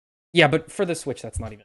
But like I didn't have any technical glitches, but like booting it back up, like there was like I was noticing like entire chunks of terrain popping in. Oh yeah, I didn't notice before. Yeah, for me that was always there. Like there was always popping like trees and like people and stuff, but this like cliffs were popping in. I was like, what? Yeah, no, it's bad. It's not well put together. Which is such a shame because like it is like genuinely a fun game. And I don't think it would be like it was never gonna run well because it can't on the Switch. But it could. It could. Breath of the Wild runs great on the Switch. It could run better, but they didn't have the time to make it run better. Like I'm glad they made the gameplay improvements they did, but like. In order for it to be a better game, you have to do both. How many games do you think it will be before we get the game? Unless the sales The sales have to dip. They got to dip first. No, I don't think so, because they are making improvements. Like, each one is getting like closer to the. They're listening to feedback now. I think at all, which they didn't do before. And that's why I think the DLC price is like them being like, okay, we acknowledge we screwed up here. Also, they're releasing full patch notes, which is the first time a Nintendo game has ever done that. Like, Smash Bros. Did patch notes for characters, but they're doing full, like saying individually each bug they fixed per update. Like, they're actually trying to fix it. For Smash, they would release patch notes for us. Yeah, but it was never bugs. It was like, this character is getting hitbox change, to be or fair, whatever. Smash didn't have a lot of bugs. Smash ran almost flawlessly since the beginning. Like, it ran at 60 frames on the N64. Yeah. So did Pokemon. So did Pokemon Stadium. You know what doesn't run at 25 frames per second on the Switch? Pokemon, Is Scarlet and Violet. I wonder where it is. Yeah, no, you're not getting anything. Scarlet and Violet, 20 million units sold, 7th best-selling Switch game, only 2 behind. No, that's not what I meant. I don't mean like when do you think they're going to restructure their company? That's not what I'm talking about. No, I'm saying like when do you see a drastic overhaul? No, there's never going to be a drastic overhaul. I'm saying how many small iterations, like how many games do you think it's going to be till we have the game? You won't have the game. You never. I think we will. I think you'll get at some point in our lifetime we will eventually get the game. At some point you'll get the best version of it. That's what I'm saying. But you'll never get a jump from like something inferior to that. No, I'm not expecting. You'll get puzzle pieces over time, just small. That's what I'm saying. And in 20 years they'll have the actual. I'm never expecting like, version of the Pokemon. Jump. I don't think they're ever going to jump. I'm saying how many iterations, how many individual games do you think it'll be before we hit what Scarlet and Violet should have been? I think the setback will always be a new technology. What they'll do is the next Pokemon will be on the next system. The next new mainline. But presumably that'll still be running on Dolphin. Presumably that'll still be a Switch. Right. It'll be a new thing. It will be a little bit of an improvement, but not completely better, and their explanation will be, we're adapting to the new console. You'll get a better game when the next mainline game comes out on that console, because they'll have time to work with it. And then you'll get another setback when the new that will just keep happening. So I think if they actually took time and put work into it, like 2 games from now, I think we're 3. They could do it. I think we're 3 generations away. I think we're 4 generations. I think 3. I think because I think we need 1 generation to fix the bugs, 1 generation to like improve the world, and 1 generation to like make it run good. I think 3 generations piece away. By piece. Yeah, I don't know. They're so. Oh, we got demonetized for that, by the way. Because Warner Brothers flagged it. Yeah. I love how they. I want to Earth you see that. I love how they and be like, that's for like 3/4 of a trailer that's paused. Like, look how much of the frame is the Flash. No trailer. audio. Like, it's all of that is us, and then the Flash is like way over there. People freaking upload the entire trailer, and we were constantly pausing it. Okay, this is we're getting off track, but yeah. That's why I haven't really been excited for Pokemon in a while. I'm still gonna get the DLC because I like Scarlet and Violet. Buy it. I like Scarlet and Violet. You're gonna buy it because you're a Pokemon nerd. I want to play it because like I do like actually have fun playing the game, but I want to have fun playing the game and like also have the experience of it not being like fundamentally broken. Looking at the best-selling Switch games chart, and I saw that Among Us sold more copies of Metroid Dread, and I think I just died a little. Among Us is $5. But it's yeah, so it's 5 Among Uses for 1 Metroid. It's free on your phone. Divide Among Us by 5. On your No, listen, divide Among Us by 5 and see if it still holds up. Divide it by 5. It costs 5 Among Us to get 1. I know. Metroid whatever game. But also, like, so why? If you take that and you divide it by 5, so you make the price equal, is it still the same? Still more. Which has some good games. Yeah, the Switch's library is phenomenal. It's probably one of the greatest in gaming history. Remember that, like, 4 months where Yeah, that was great. That was like some of the best time of our lives. Well, that's Ring Fit Adventure. Adventure sold 15. You need to talk louder. Your mic is having some trouble. Ring Fit Adventure sold 15 million copies. Yeah. It sold more than 2 Pokemon. You know, Wood never finished this 3 video. Pokemon games. What? Ring Fit Adventure sold more than Let's Go Eevee, Diamond and Pearl Remake, and Arceus. All of those. But those were like the spin-offs. What the? This is Ring Fit Adventure. Yeah, it's the sequel to Wii Fit. This is the Wii Fit. This is a Wii Fit. You know how many copies of Wii Fit sold? That's true.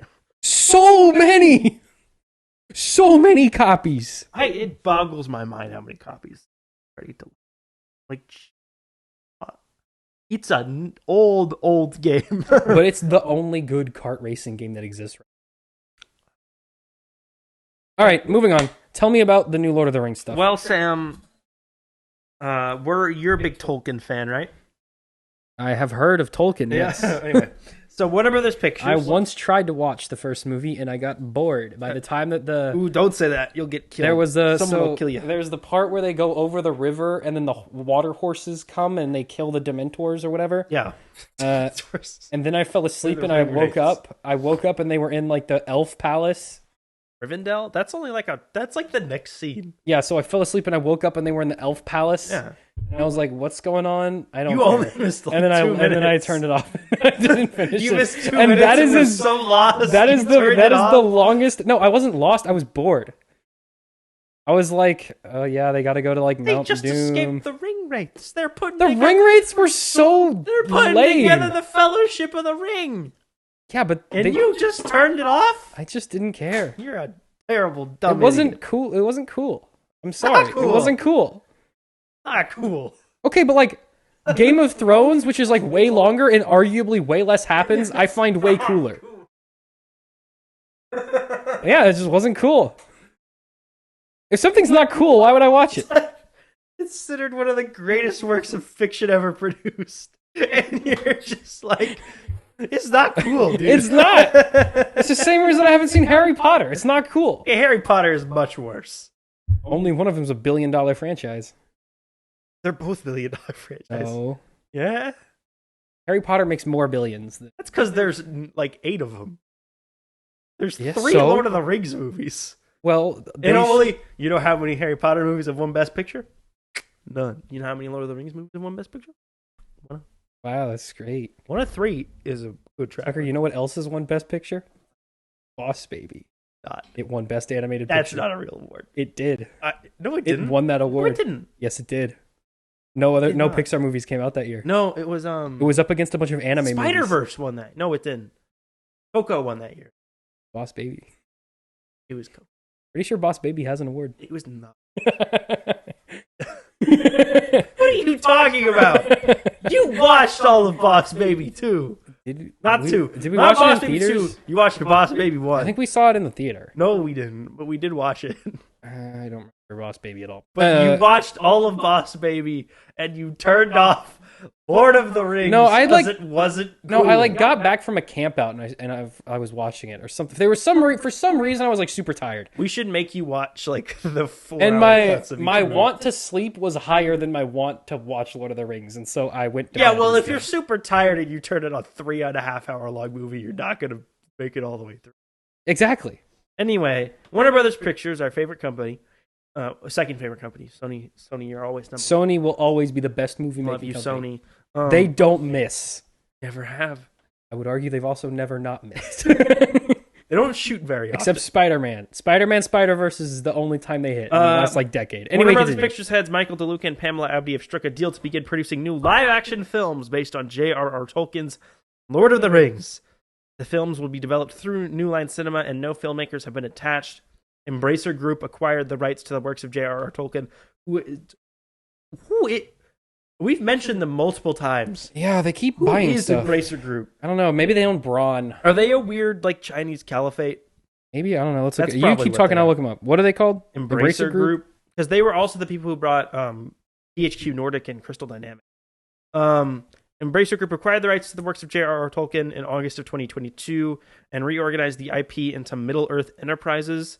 The deal price with New Line is unknown, so we don't know how much it costs Warner Brothers to arrange this whole deal.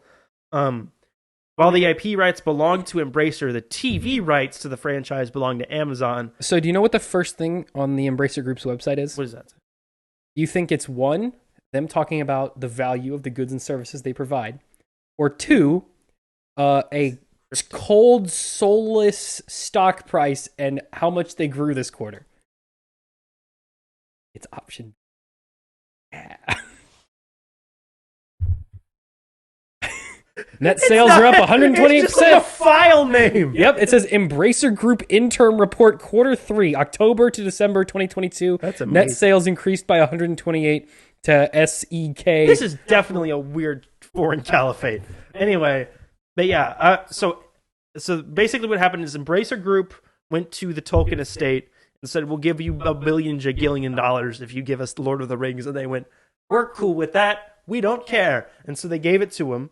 However, the TV rights to Lord of the Rings were already sold to Amazon years before that, which is why we got that Lord of the Rings, The Rings of Power, $450 million first season of the show that's already been picked up for 5 seasons, despite the fact that it really wasn't all that popular. In a statement to Variety, Peter Jackson, who of course directed They own Dark Horse Comics. They do? Yeah, they own Dark Horse Media. We'll get to them in a minute. But Peter Jackson, who of course directed the original Lord of the Rings movies, they own Crystal Dynamics and too. the Hobbit things. Him and his collaborators put out a statement saying that Warner Brothers and Embracer have kept us in the loop every step of the way. We look forward to speaking with them further to hear their vision for the franchise moving forward. Combined, the Lord of the Rings and Hobbit franchises have generated about $6 billion theatrically, as well as won numerous Academy Awards. All of them, Lord of the Rings, The Hobbit won most ugly-looking movie. Warner Brothers currently has an animated Lord of the Rings film, Lord of the Rings: The War for Rohirrim, scheduled for release on April 12th, 2024. So, basically, Warner Brothers was making an animated Lord of the Rings movie in an anime art style. Mm-hmm. At the same time, Amazon is doing their giant multi-billion-dollar magnum opus of a television show. And while those things were both happening, Embracer bought the rights to Lord of the Rings, are now licensing them to Warner Brothers, and Warner Brothers is now going to either make a bunch of spin-offs of various Lord of the Rings characters and unfinished concepts. It's very dumb. Will they do the Silmarillion? Probably not. A what? Will they do a terrible Aragon prequel movie? Yes. Probably that one. Will they bring Ian McKellen in to walk around Gandalf and have another emotional breakdown? No. Yes. You think they won't? They're going to do a Gandalf He's too movie. old. No, what you do is you do the Gandalf movie, and it starts with him being an old guy, and then he flashes back to when he was a young, hot, cool Gandalf, played by Tom Holland. Tom Holland Gandalf, Sam. That's what we're getting at. That's what we want. That's what the people want. I don't think they're going to do a Tom Holland Gandalf. No, I'm joking, but they're going to do a Gandalf movie. They said that their goal is to make it a Star Wars type franchise, which they would follow in the path in, because what they would do is make a beloved original trilogy, a trilogy of prequels that were terrible and no one wanted, and then 3 sequels that will probably start off pretty okay and then turn downhill very fast. So you think that they're going to, like, remake the originals? No. I think what they're going to do... How do you make a sequel trilogy? Well, J.R.R. Tolkien was going to write a sequel back when he was alive. Oh, yeah, just like how George Lucas was going to make sequels And about the he freaking had- midichlorian people. Okay, so there's 4 really produced works of J.R.R. Tolkien. Mm-hmm. There's The Hobbit, and then there's the 3 Lord of the Rings, which are technically one book, but we divide them into 3. And then he had a bunch of manuscripts and notes and like just appendixes of like history of the whole world, just like in his office. Yeah, but that was like more of a tool for him to keep track of what he was writing. Well, because George R. R. Martin has one of those too, and he had a couple of unfinished stories. There was the Silmarillion, and then there was like some other stuff that his son went and like put together and finished up and like released. Could you imagine like having to write like do all this world building and stuff without like computers? Yeah, that's because his office was just full of like hand drawn maps and like notes of weather patterns. No, because like that's what I had to do for like when I was writing like our D&D world. Because I did the same thing. Like I came up with like I bet you came like up. 1,000 characters, and then like what they are all doing, and like what factions and what they're doing, and all that stuff. But like I can Control F, search a character, be like, okay, this guy's doing this, he's related to this character this way, and I can type it all in, and I can search it all really fast. Yeah, J.R.R. Imagine Tolkien having had to, a big scroll. yeah, you have to in flip through a tome and be like, yes, this Knight of the King's Guard. And Except for it probably wasn't even that. It was probably just like notes he had like shoved in like a like pinned to the shoebox. walls like a serial killer. Yeah, but he started to put together like ideas for a sequel novel to the Lord of the Rings. Yeah, and then he was like, "This is a bad idea. I'm not going to do this." But you know, the Embracer Group thinks it's a great idea. Has no care for whether or not it's a good idea or not is the people who saw that $3 billion of 128% in Q3, Tucker. We're gonna up that to more than that, 30%. But yeah, I feel like what they'll do is they'll put together a sequel trilogy where Sauron comes back again, got another evil army again. Mm-hmm. Now there's more than one ring. So okay, you could say, hear me out. Sauron returned somehow. We can do a Fortnite event. Announce it in Fortnite. Now somehow Sauron returned. And Frodo can use a gun. And Luke Skywalker is also here now. They'll get the whole cast back. We'll get Elijah Wood. We'll get Ian McKellen, who's old now, but doesn't really do anything but stand around on a big robe anyway. They'll come back. They'll be like, "Oh my gosh, Gandalf, Frodo, you've returned from..." What? So I'm looking at their executive board, right? Yeah. For the Embracer Group, or their board of directors. So there's 5 of them on the group, right? Mm-hmm. And then they have 2 different committees: the Audit and Sustainability Committee, and then the Audit and Sustainability Committee. Yeah, and then the Remuneration Committee. Not quite sure what that means, but these committees, like 2 of the members on one committee are also on the other committee. Because there's only 5 board of directors, and there's 6 people in the committee, and 2 of those members are shared between each committee. What is this company, dude? I don't know. They own like a bunch of like video game like companies, and also randomly Lord of the Rings. Tolkien. So weird. They own THQ Nordic. They own the company that makes Saints Row. Yep. They own Coffee Stain, which is a mobile game studio. It was Amplifier. They own Saber Interactive. They own Deca, which makes the Merge Dragons game. They own Crystal Dynamics and Eidos Montreal, which makes Tomb Raider. They own Free Mode, which I've never heard of. They own Dark Horse Comics, which means they also own Hellboy and like all those characters. They own Asmodee, which I don't know what that is. They own Easy Brain, which is another mobile game studio, but it's like puzzle games. And they own Gearbox. Oh, Gearbox. Yeah. Gearbox is pretty big. They own just a bunch of video game companies. Their net income is up 0.287 billion. It's good. Good for them. All their profits glad. are up. Everything's going great over there. They seem to be. Hey, nobody knows. It's better than what Warner Bros is doing. They were No, they weren't. They bought THQ.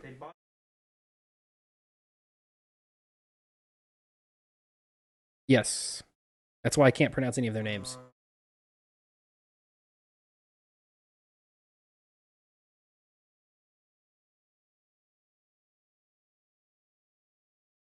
Okay. They were bought up assets like defunct companies and then built a really big company around that, and now they own everything. That's not a bad strategy. Including THQ Nordic, which is what THQ became after they bought THQ. Well, yeah, because it used to Nordic and THQ used to be different companies. They merged, then they went out of business. No. THQ was a company. THQ had a division called THQ Nordic. THQ went away, and then THQ Nordic remained its own thing. Okay. Yeah, it was real dumb. Yeah, but anyway. Yeah, okay. Lord of the Rings. They're going to do a sequel trilogy. Peter Jackson, I'm sure, will be an executive producer. I think he would probably rather die than have to direct 3 more Lord of the Rings movies. And he's probably Probably. happy with what he's doing now. What is he doing now? He's just doing like documentaries. He did. I don't know if you remember, a few years ago, Disney Plus did that. For that. It was like 8 hours. But yeah, he's doing documentaries now where he's like super remastering like old film and making it like look amazing, even though it's from like 60 years ago. That's cool. He's doing cool stuff now. Yeah, that sounds I'm cool. happy that he's just doing what he likes to do. But yeah, I'm not. Who's going to be excited for this? Nobody. Because there's no basis. The Lord of the Rings fans won't be excited about it because it's not true Tolkien. Because it's not true Tolkien, and they're going to be worried it's going to ruin stuff. Yeah. Actually, they probably won't even care because it's not true. It's not written by Tolkien. It has nothing to do with Tolkien. No, it's like Star Wars was at least a little different because a lot of Star Wars was made by other creators. It wasn't just George Lucas. Like George Lucas was the main creative guy. Even write the second movie. Yeah, but like Star Wars was hundreds of people that had contributed to this universe. And then so when the sequels got made and it was made by other people like that, there was precedent for that. Yeah. Tolkien is the only guy who makes Lord of the Rings sat in his ears and just typed away on his typewriter the entire plot line of Lord of the Rings. That's like making a whole season of a multi-part HBO TV show based on a series of books without having any source material written by the author. What kind of idiot would do that? And then making another season later after it's proved to be viable still when you make a prequel based on source material from the author. I can't wait for Sam. I love Sam. Samwise Gamgee needs a movie. That's his name, right? What's his name? AMG. Not different. I can't wait for That's a thing. Gimli. They did the Golem video game. Remember the Golem game? I think it's still in development. Did it come out? I think so. Who's the dragon? Smog? He needs a movie. Give him a movie. How did he get all that stuff? Everybody gets a movie. Smog should Galadriel already has a show. She doesn't get nothing. What's the guy, the ranger guy with the sword? The sword that's like in a bunch of pieces? He needs a movie. Good. He needs one. What? Who? You know the birds? The big birds? They need a movie too. Why not? You know those trees? The tree people? The talking trees? Why not? Give- Everybody gets a movie. Remember the Can't VeggieTales? do spin-off shows. Have the TV Remember the VeggieTales Lord of the Rings parody show? Give him a movie. Give Larry the Cucumber VeggieTale Lord of the Rings a movie. I would be somewhat financially confident that if the Amazon show was a big, But it wasn't. but it wasn't, it It was like a wet fart. didn't flop. Like it wasn't, and it needed $500 million. But it wasn't. It was a smelly wet fart. It was a smelly wet.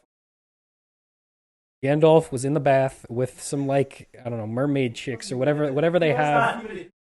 Gandalf was in the show and he was bathing and he was bathing with some mermaid chicks. And we did a big wet fart and all the mermaid chicks left. Has abs, has to learn how to do Sexy. That's what I'm telling you. They'll do like Young, sexy Gandalf. let me He's wearing gray, but it's like. who should play sexy Gandalf? Oh, he's too young. Who's cool and hip? The guy who plays Lucifer on Netflix. We need like a younger version of him. Who's like young and who's that? What about one of the guys? Timothy Chalamet? What? Oh, that's the one. He's already Wonka. That's the one. He's already working for Warner Brothers. He's got like he's a little bit ripped, but we could roid him up, get him really ripped. Jack him up. There we go. Put him in a robe, like a cool. No. It'll be like His abs are just. it'll be really thin and white, so you can kind of see through it. So you can see his pecs through his suit. You can see his nipples And through you the learn the from, like- flaily fabric. From who? Who's Saruman? Isn't Saruman an eyeball? He's the I thought it was an Sauron's the eyeball. Villains are named Saruman and Sauron. This is very dumb. Almost as dumb as like Kingdom Hearts level dumb. People, one's like a guy. Isn't one an eyeball? Big eye. How is that a villain? Does he even talk? How much do you have to beat up a guy before he turns into an eyeball? If you kill the people in that world, they turn into eyeballs? But why did he turn into an eyeball? They never. He just eyeballs? It's like the eye of Sauron. It's like magic. It's like a spirit. Wait, so he's the eyeball of someone else? No. But why is he an eyeball? The big tower is his eye. Yes, but why? He is not the eyeball. It's like an evil spirit. So he's a tower? The reason they need the ring is that He's a ghost. because he was like an actual. So he's a ghost with a really big eyeball. Yeah. Why is his eyeball so big? The eye allows him to Unless you hide behind something. Yeah. Sometimes. That's like really dumb of a power to have. Eye. That's like Heimdall. That's like if Heimdall could only see like really far away, but not like around stuff. He can see around stuff. No, because there's the part where they just like duck behind the wall and he can't see. He's not focused. So, it's not. So then why don't they just walk around if he's not looking for it them? is well defined. I'm sure. Why didn't they use camouflage? Yeah, like any kind of camo. If he can be evaded by just like ducking behind a rock, like what do you mean? How can he be evaded? Who's evading him? The Fellowship of the Ring. The hobbits? Yeah, they should wear camouflage. They don't. They get like all the way up the tower. Not wearing camouflage. No, because they don't need it.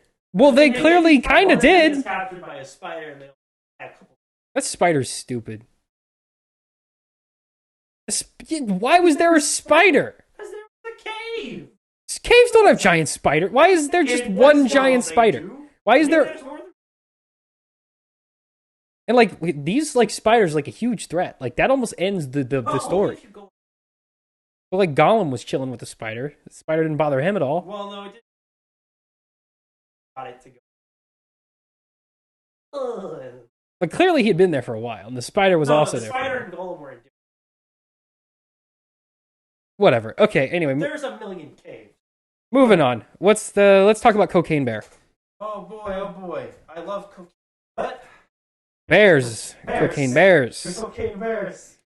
All right. So Sam King Bear. This movie was made by Elizabeth Banks. Directed. There were some other actors involved, none of whom I believe did anything big before this. I don't think. Like Jimmy.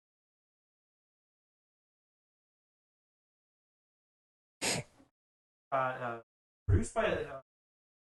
Yeah, I didn't know that until like they started tweeting about it.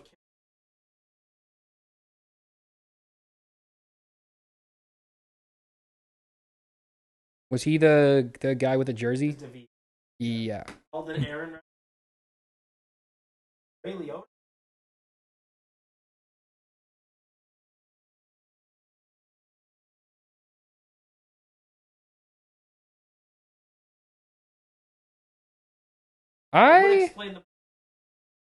Yeah, so plot summary. Bear murders everybody. There's the plot summary. Okay, that's out of the way. I had fun. I thought it was a fun movie. I had a good time. Yeah. Oh. I think the pacing was a little off. I think sometimes it moved too slow and sometimes it moved too fast. I think there were a few too many characters. I think they could have trimmed down the cast a little bit and that would have helped. I generally would say partially because I do think it accomplishes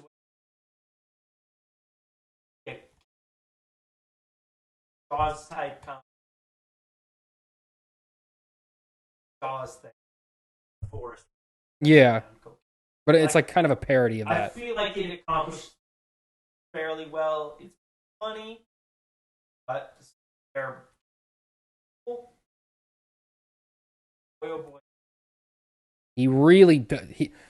You might say he's living for it, and because of it, because he dies a lot of times and comes back because of cocaine. There's some characters. I would say Alden Ehrenreich. Glad he got work. Who does he play? He plays The, he's the guy sad. the depressed guy? Yeah. He was funny. I Yeah, liked he him. was He was great. like probably my favorite. Actually, no, the police officer was my favorite character. Margot loved character actor Margot. Great Oh, she was also in Rick and Morty. and everything. Yeah.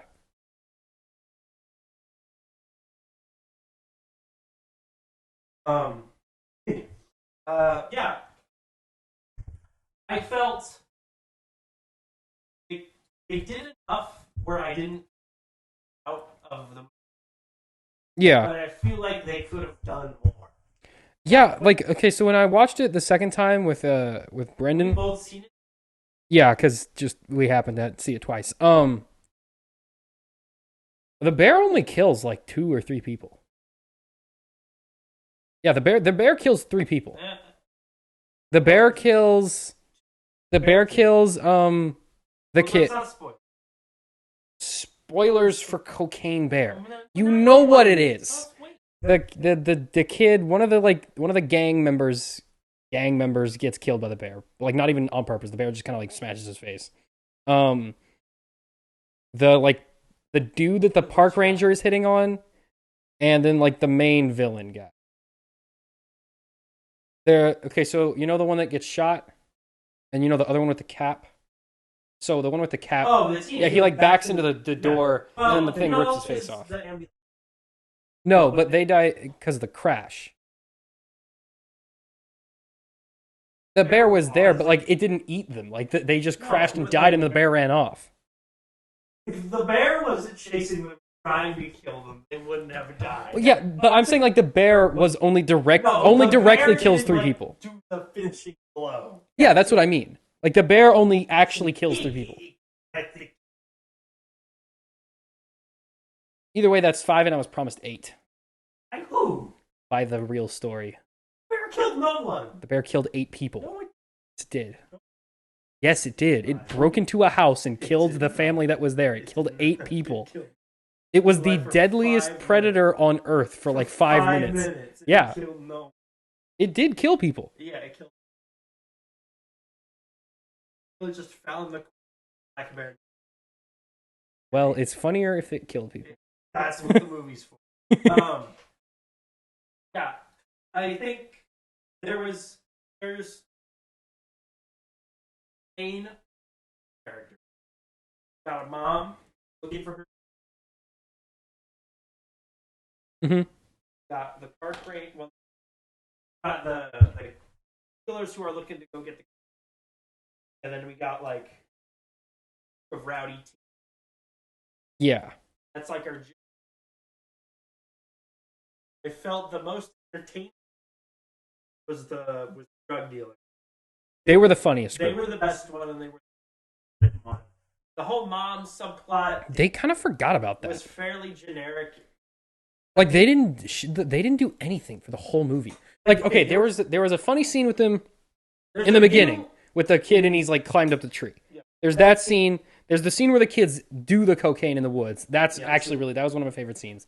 But like the part where the daughter is missing and they're just like wandering around, that goes on for like almost the whole movie, and they do nothing for basically after that There's point. a little too much of big cocaine fair action scene and then walking. Yeah, then just slowly And we walking around. pause to cut between characters, Yeah. and then we go back to cocaine.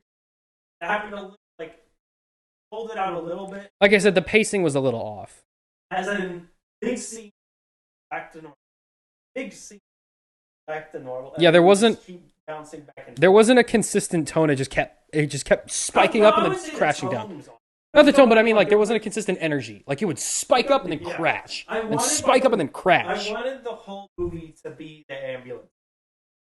Yeah, just a bunch of Just insane nonsense. nonsense and like they're managing to cause people dying.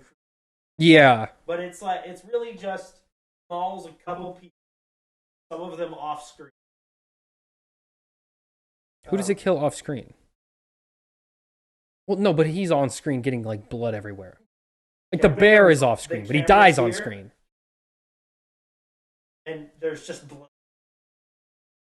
Well, until it drops the body and rips his leg off and then it snorts a line off of his leg. Yeah, like I wanted stuff like that. I wanted that to be the whole thing, but there's a lot of slowly walking bear, just something crazy, and then we go back to nothing. Yeah. That being said, still manages to fairly engage. Watching around. The little boy. I don't know where he came from. Well, he's great. Yeah, he's really funny. I liked him. He's great. I thought because of the trailers that he was going to be really annoying. But he was actually, like, he was a little... He almost gets there. The little girl is more annoying. The little girl doesn't really do any... Like, she wasn't annoying. Because she's not really that loud. She just kind of is around. The little boy almost gets annoying. But there's just... He almost gets into the cringy territory where it's like... Where he's, like, saying, like, too much stuff. But he, like, just avoids getting there. Yeah. Generally, like I think it's called the record. Probably not in this movie. Yeah. Ray Liotta plays the. Oh yeah, they try to do this thing at the end where they're like, "This is all really your fault, isn't it?" Like horribly dies, but it kind of feels like we just need somebody to pin this all on. Well, it was like his group that like dumped all the cocaine. But he was just like lower level guy. No. He was like the top guy. He was just buying his cocaine from the Colombians, or he was getting his cocaine from the Colombians. He was doing it because he would have like had his face. Yeah, but only because he started dealing cocaine. If he didn't deal cocaine, it wouldn't have been a problem for him. But he was also like watching that guy's. Yeah, because that guy's like girlfriend died. Well, they never really specify. It might have been his wife, but they never say. They only refer to her by name. Yeah. It's an odd move. I think generally hate. Oh, we forgot the police officer guy. Oh yeah, what's his name? Officer. I don't know. I was calling him Old Senior the whole movie, so I don't know. I don't know what his real name was.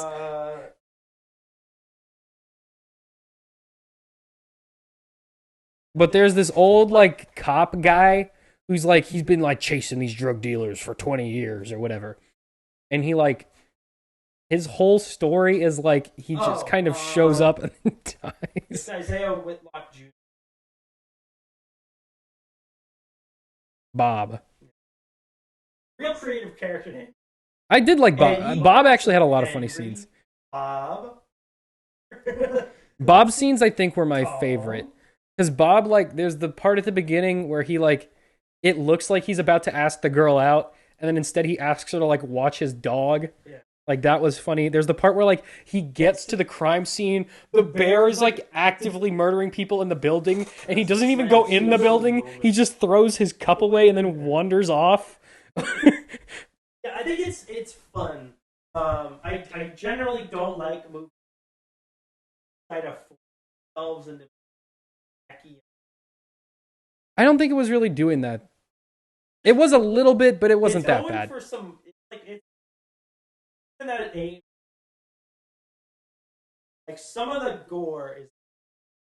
Yeah, like real like intestines being pulled out. Time, it's also like a weird beam where Jesse Tyler first wearing like a terrible wig for face. It's like a parody of like 80s slasher movies. I think they were trying to. Yeah, it was like a parody of like those kind of cheesy 80s like horror movies. Directed VHS. Yeah, where it was like clearly a horror movie, but like no one really understood why this movie exists. Like like Snakes on a Plane type thing. I don't have a lot to say. I mean, it's a fun movie. If you just want to have a good fun time. Great. Not really, no, but that's not really why you're watching. Most of it is left up to the actors. Yeah, the mom character is really They're all in it believable. 100%. The park ranger character is hilarious. Margot Martindale is firing. I don't know who plays the like dude she was hitting on, but he was really funny. He looks like Gus Johnson, and so I just thought. Yeah, again, they had him in like looks like showed up on set, and they were just like, "You can play the guy." Yeah, he was like there. He was like in the studio that day. Yeah. Is the bear CGI great? No, I think it's. I didn't think it was like bad. Passable. There's a couple shots. The part in the movie where Elden bear gets up, and the bear just like clips out from on top of him. It literally just the camera starts rolling, and as the bear gets up, Elden pops out from under. Like you can tell. Yeah, it spawns in. Yeah, he just spawns in.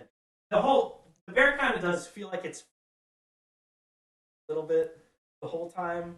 The third act. It doesn't feel like it's very. The third act takes place at night, and yeah, it's a little bit covers it up a little bit. The parts where it's just walking around during kind of feel. Especially in that opening scene. Especially in that opening scene where it's like banging its head against the tree. Like that was probably the worst the bear looked. Like the worst it looked, but it really doesn't look that bad. Fine. I'm guessing 90% budget went to that. Oh, that was another thing. There's about 3 locations. There's like an opening scene where there's these two hikers walking around and they're like super in love. Like they're talking about what they're gonna name their kids and their wedding and stuff. It reminds me of do you remember the Cody Ko video You, where it's like he's like making fun of that couple that like met in a Whole Foods and like eats like smoothie bowls all day? Okay, well that's a funny video. They're basically like that couple. Like that's the same kind of energy they have. And the woman ends up getting like brutally mauled by the bear in front of the guy. And then the guy is just like huddled in a corner in the woods for the entire rest of the movie, just crying. He comes back in at the very end, and then he also gets mauled off screen. So, but he was kind of funny. I like his name would have been Texas thing. Like, did you have kids? And he's like, no, but his name would have been Texas. It's like, okay. It's an odd. Yeah, it's odd, but I like it. I thought it was fun. I had a fun time. They have made it better. But I don't think they but cared. Like with this budget. Or it's not that they didn't care. I don't think they didn't care. Everyone on screen cared. Yeah. And I feel like Elizabeth Banks cared. I feel like the script writers were not expecting. Well, it's one guy. Yeah, I feel like he was not expecting this sort of caliber of production. No, I feel like he wrote it because he thought it was, and he didn't. He didn't think the actress would actually like. There wasn't a lot of room for improvement. Yeah. So I don't know. I feel like this is the best product you could get on this. I don't think anyone was taking this idea seriously enough to have done it any differently. Yeah. Well, but I think that's good. I think it's kind of supposed to be kind of a goofy, like it does not take itself seriously. It is a very silly tone. Honestly, I don't think it works without the cast.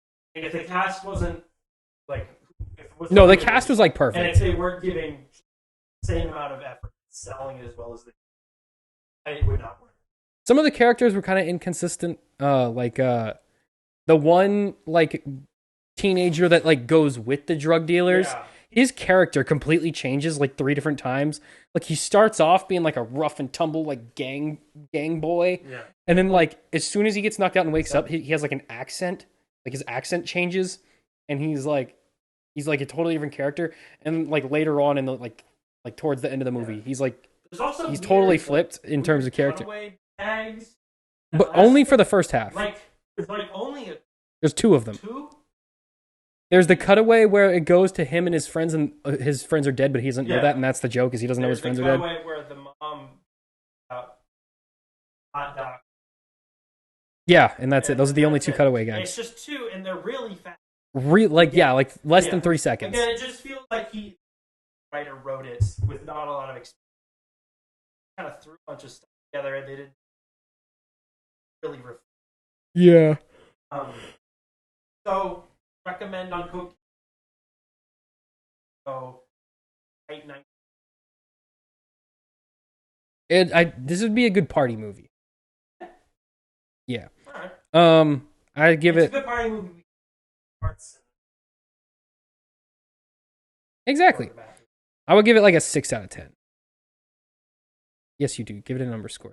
You always say that, and then you download Letterboxd where you give every single movie a number score. Give it a star. That's the same thing. That's the same score as I gave it.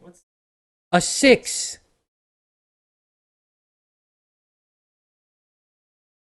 That's the same. If you round it, it's the same. Because what is a 5? What is a 5 in a 5-star number scale? It'd be 2.5 stars because it's halfway. So if you gave it 3 stars, you gave it a 6. So you gave it a 6 out of 10. That's what I just said. Yes, it is. No, it isn't. It's 6. Yeah. All right. Now that we've established that, moving on. Mandalorian, episode 3 or season 3, episode 1. Yep. It's been a hot minute. It's been a while since we've got some Mandalorian. Well, we had Book of Boba. That kind, yeah, season 2.5. That felt like a special. Yeah. Looking back.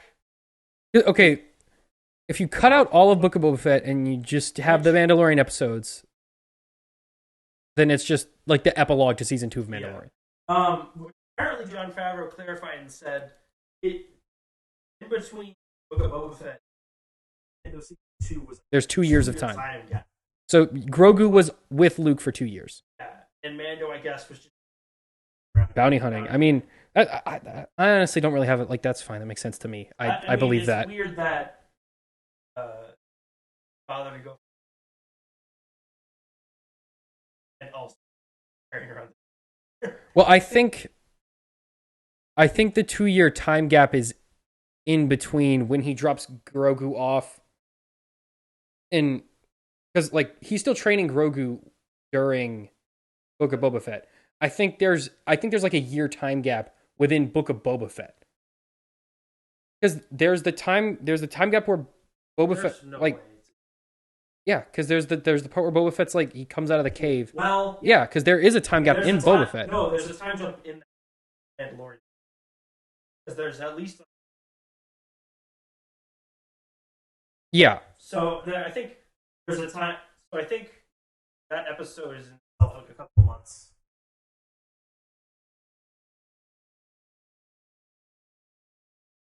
I think there was probably at least like a year and a half in Mando season. Yeah, because we know that the Mandalorian, he meets Boba Fett in season 2, or he doesn't meet him, but Boba Fett's in season 2. Like, no, he meets him in season 2. That's right. So he meets him in season 2. So the first part of the flashback in Boba Fett then takes place before Mandalorian does. I think the flashbacks during season 1. No, because with the Tusken Raiders. No, he only lives with the Tusken Raiders for like a year. No, I think the point of that was he lives with them for like 4 years. No, it's like he was in the Sarlacc pit for not that long. He was in the Sarlacc pit for like a day. It's like 19 years. I think it is. No, because Din Djarin grows up during the Clone Wars. 5 years. He was probably with him. Yeah, so he was there for 4 years, and then in 1 year, Book of Boba Fett happens. Because Mandalorian, they don't meet. Yes, so the flashbacks take place a year before Mandalorian starts. Yeah. They start like 5 years. Yeah, they start like right when episode 6 ends, basically. Yeah. Then when the flashbacks are over, Mandalorian season 1. The flashbacks is similar. Yeah, so then that's Mandalorian like season 2, but like he recovers and then anyway, yeah. I don't know what we're talking about. We're talking about the time skip. This episode was a lot of setup. And a lot of deciding not to pursue other plot points. There's a couple of things where they're like, yeah, never mind, we're not going to do that. Start off, the armorer never visits. They've built up a couple more Mandalorians. They're building they've moved yet another desert planet. They've moved their guys to like a new planet. They're like living in a cave. They're doing the helmet ceremony for like this new kid that they've adopted. Yeah. Shows up in his. Well, hang on. So a big monster attacks the ceremony. It starts munching and chomping on Mandalorians. They're flying around. They're grappling it, shooting them with flamethrowers. It's going down. The kid, like, kind of saves the armorer, sort of, by, like, dragging her a few feet. They're really struggling against this, like, big alligator monster. Then Mando comes in, swooping in with his thing, and he shoots the thing, and it blows up the lizard monster. And they're like, woo! And then it cuts, and he's in there with the armor, and she's like, you still suck, you know. And he goes, well, I'm trying not to suck. Tell me what to do. And she goes, no, you suck. I told you in the effect, but we have to... Exactly. And so he goes, fine, I'll go find the magic water on Mandalore. And she goes, good luck with that, homie. There was a lot of stuff in this episode. It really wasn't that long. Which people still about up the... I think it's because the first couple episodes were so long, and then they switched it out. As long as stuff happens. Like, if it's 35 minutes, plot point, I'm a little...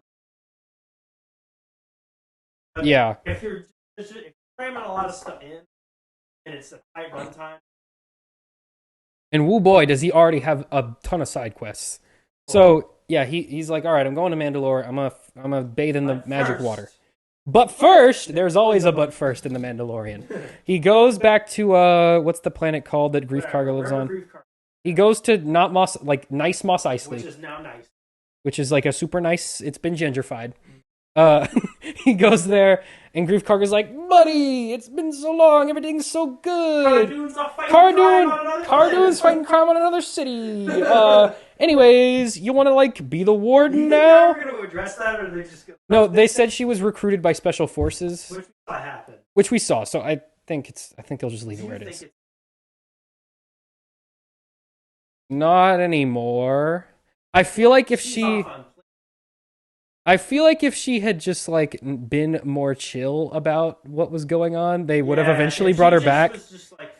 But she threw like a massive multi-year long fit, so I don't think they're gonna bring her back now. I think if she had just like buckled down. Bad for them. I don't feel. No, it was not their choice. Was like, we fired her. No, we're not doing with her anymore. Bye bye. Figure it out. All right. Okay, but anyway, so Mandalorian gets to that planet. He's talking with Grief Karga. Some pirates show up, and then they go downstairs to find the pirates, and they're like outside of school. They're like, "Hey, mate, we want to drink in this bar," and he's like, "You can't. Yeah, that's a school." And he goes, "No, it's a bar," and he's like, "No, it's a school." This goes on for like 5 minutes. Like, yeah, go in there and fight alcohol. Yeah, so this goes on for a few minutes, and then eventually he's like, "If you don't bring me a drink right now, I'm gonna kill ya." Okay, my favorite part. I'm assuming you guys have seen it, but not.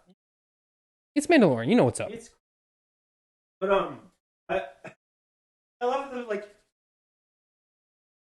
then Mando guns down 4 of them in front of the elementary. No, I don't think it was you can't drink in front of the kids. I think it was he was trying to invite them to his office and they wouldn't. They refused to go. Laws, but I'm just saying it's funny. And Mando is guns down a bunch of people in front of school. In front of an elementary. And so yeah, so he threatens to kill Grief Karga. Grief Karga's like, I ain't soft. I still stay strapped. And then he pulls his coat back and he's got a Glock in his coat. Not really, but it's a space gun. They all draw. He shoots a guy. The other guy shoots a guy. They're blasting full blast. Mando comes up. He's like, I'm the best blaster in the galaxy. Blasts like 4 of them. They all die. It's just like the main pirate left now. And he's like, all right, you got me this time, Spider-Man. I'm out of here. And he leaves. And then that's the end of that interaction. He's there, though. Robots. Yeah, so and the Mandalorian only trusts one droid, and it was IG-11. You remember season 1. 3 years ago. And so, yeah, he goes there and he was like, I want IG-11. And Grief Karga's like, we can't. He's like dead. He's fried up. We have a couple of his parts, but that's like it. Mando's like, no, I gots to be this guy. He's like, all right, you can try. And so they take the parts to the Babu Fricks. Well, first they try to fix it themselves, and it doesn't work, and he turns into a zombie. That doesn't work. So they smush his head with a statue, and then they take him to the. Which, by the way, his head is not smushed when they take him to the Babu Fricks. No, it is. No, it's not. No, it got like smashed flat with the thing. And then when they get back in there, it's like normal. There's like a dent. But anyway, they take it to the Babu Fricks. They're like, "Hey man, we can't fix it. It is too broken." And then they're like, Grogu like tries to play with him and it doesn't work. Here's my thing about this scene. Fairly obvious. Baby Yoda's not gonna have a lot to do. No, he's very clearly there just to do Baby Yoda things. There to be.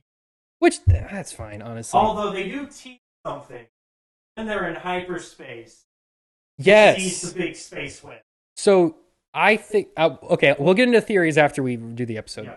But, so, yeah, the guy's like, you gotta get a new memory chip. It's broken, man. And so he's like, okay, cool. Where do I go get a memory chip? Goes to... yeah, then he flies to Bo-Katan. Not sure why. Because I think he wants to double check and make sure, like, is this place really toxic? Yeah. So he goes to Bo-Katan. Bo-Katan's like, I don't know, man. Figure it out yourself. I'm sad because you didn't give me the magic space sword. And then he's like, okay, whatever. Yeah. So that interaction ends. That leaves, and I think that's where the episode pretty much ends. I think it is. But I can see where they're going with this.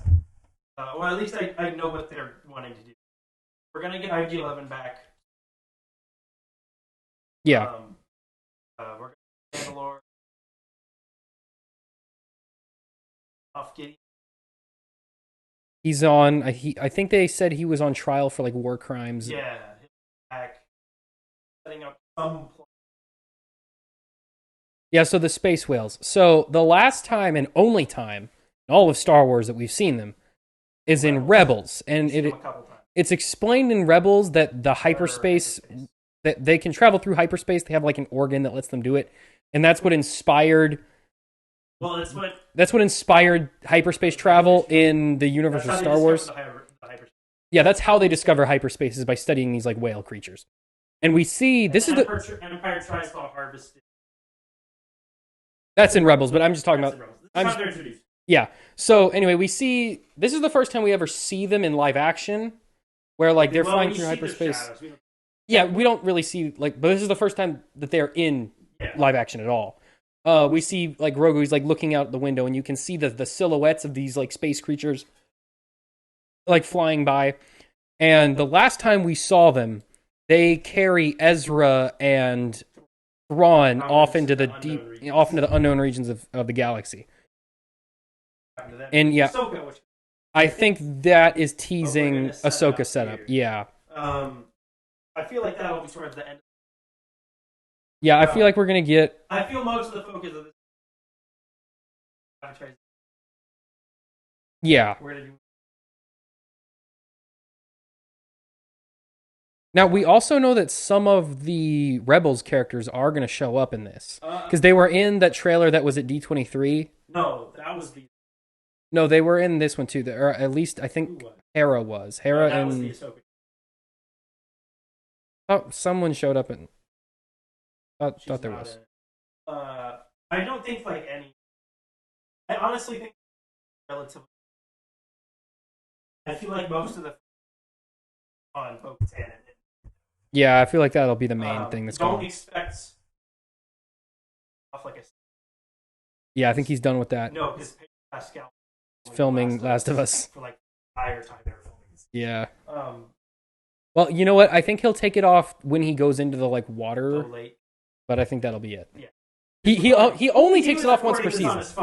Every season he's got to take it off one time. Took it off 2. Did? Yeah. What was the first time? Per episode. Oh, yeah. Also, Silver. Bill Burr's always in like one episode. He's got to show up like randomly. Yeah, and this episode was mostly set up a whole lot. It was good back in the. It's a fun little corner of the Star Wars galaxy. Becoming annoying.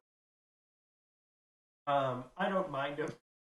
I don't mind him because I think I understand him more. Like if you know he's just there to sell Baby Yoda plushies, Fine. that's fine. How much screen time does he have per episode? Like 5 seconds? It's cute when he's spinning in the. Yeah, he's I like like that he's using the stuff. Force to spin the chair. He's like stealing jelly beans. Star Wars is. He's trying to play with the guy. He snuggles with Mando when they're in the spaceship. Like, I don't mind I that don't know stuff. how that little bubble pit. I think it goes. gotta I be think like there's a like a little tunnel. tunnel. Yeah, I think there's a little tunnel that goes. Whatever, it's Yeah, it's cute. I don't mind. not a whole lot to go on, Yeah, there's not a whole lot this episode. but I'm sure they said they are going to keep going on forever.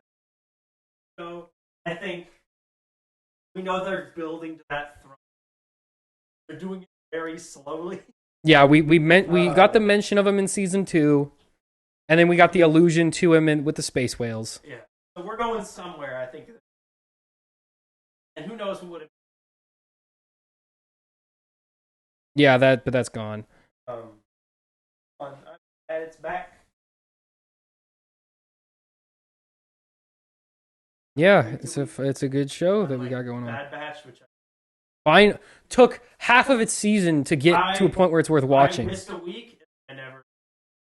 I think I'm like 2 episodes behind, but There's so much stuff now where that happens.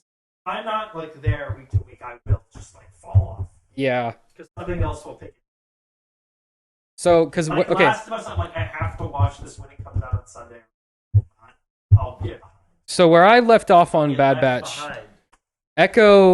Echo leaves the group and he goes with I Captain haven't Rex. watched it. Yeah, so I'll watch it. well, I'm just saying like where because I'm not caught up either.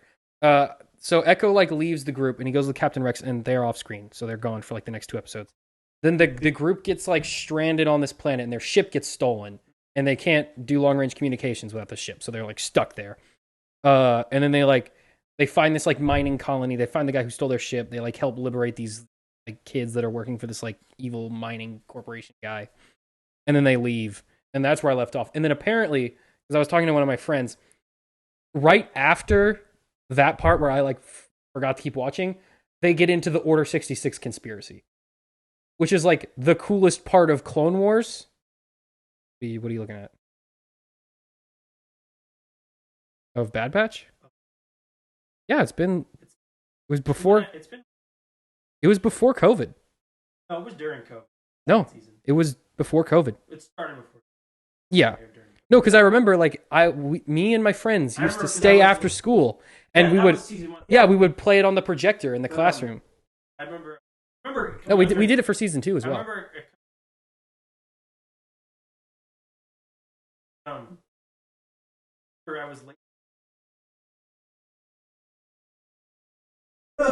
Hey, that's a good reason. That's a good reason. Other stuff about this.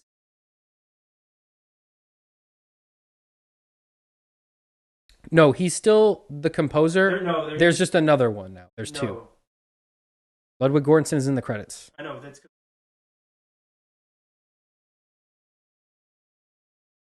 Oh, it said composer Ludwig Göransson and then music another guy. So they have a composer and they have a music guy. My guess is that he's less. He's doing other stuff now. Yeah. Oh, Yeah, the director for this one I think was new. I don't think he'd done anything. He's done. Past Bill. Oh. Yeah, I did see he was an executive producer. This one. Oh, so he's doing some big stuff. Favreau's not directing. Oh, that's lame. I think Filoni. Yeah. When does Ahsoka come out? Oh, We need a trailer for that soon. Rachel- Oh, you know what? They'll drop the Rachel trailer. Morrison.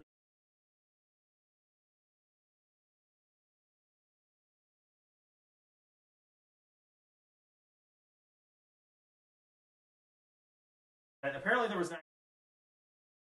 That's interesting. Yeah. Alrighty, well, should we talk about theories for this season? I think it's pretty straightforward where it's going. I know. We know from the trailers they're going to Mandalore. Yep.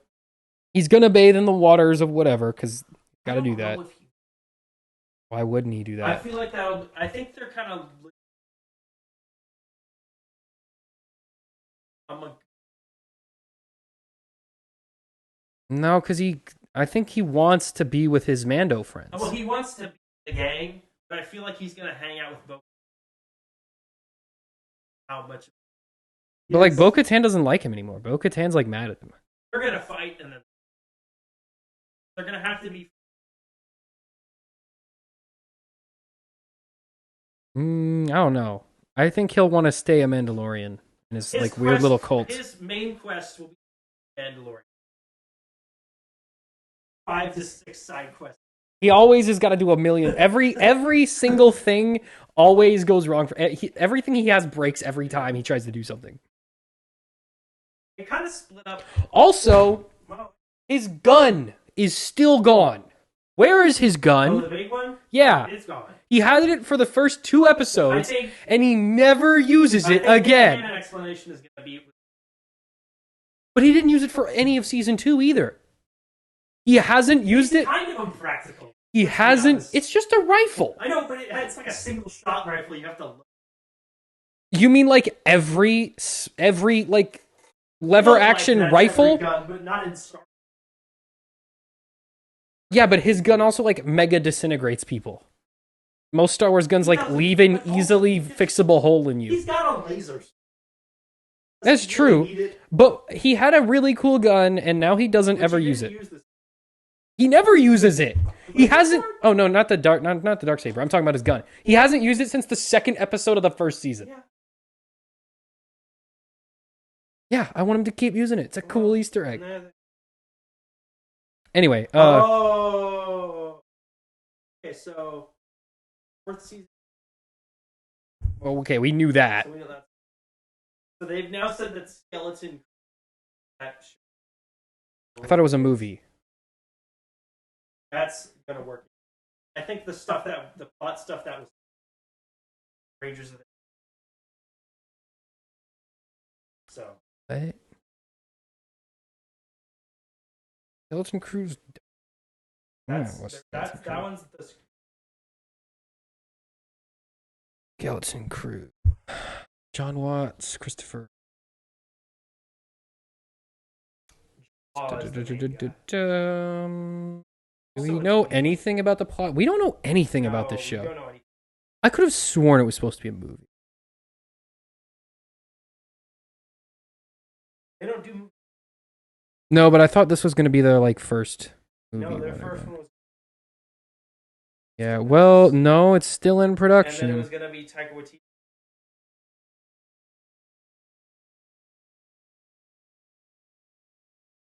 They need to fix stuff. For movies. TV... Do you think the conclusion to like the Ahsoka stuff will be a movie? I think the conclusion... Yeah. The talk was that it was going to... That's fine, just make it a movie. No. But the thing with the theatrical release is like a lot of people are going to go see it who haven't seen any of the shows, and then they're going to be either they're going to have to retread a bunch of water and half the movie is just going to be them restating every single thing that's happened in the show, or it's going to like everyone's going to complain because they don't know what's going on. And you're going to have to explain to all your friends what's happening in this movie because they haven't been paying attention to like 6 years worth of television. To be fair, the last Star Wars made it with, which is not as long. That's how numbering works, though. I know, but like, if you put it on Disney Plus, you expect they've seen the other stuff on Disney Plus. If you put it in the theaters, they have there's no theatrical way to watch Mandalorian. Also, if you put it on Disney Plus, then that's what they should have done with the Clone Wars finale, anyways. Instead, they made it like 3 episodes. Okay, Dave, I know you're busy. Dave, you directly listen to me. Hey, man, I know you're busy, but real quick, you don't have to do it yourself. Find a guy, tell him, can he please edit last 4 episodes into just episode, and then just post it separately on. That would be very convenient. The War for Mandalore movie. Oh, the Clone Wars. Well, they got that. It's got to be the War for Mandalore. Whatever. Oh, I don't really care. But I could say it's the best Star Wars. And 2, that I don't have to like skip over the Yeah, like, okay. Nick's introduction to Star Wars was Lego Star Wars: The Skywalker Saga, the game, and the last 3 episodes of Clone Wars. And he was like, "This is the coolest thing ever. I'm gonna watch every Star Wars thing now." And that's how you get people into Star Wars now. I think that'll do. I think that's everything. No, you had some other thing on here. You don't want to talk about the HBO shows being in shambles? Alrighty. Anyways, I guess, yeah. So, catch us on all the social medias. We're on Twitter, on Instagram. Twitter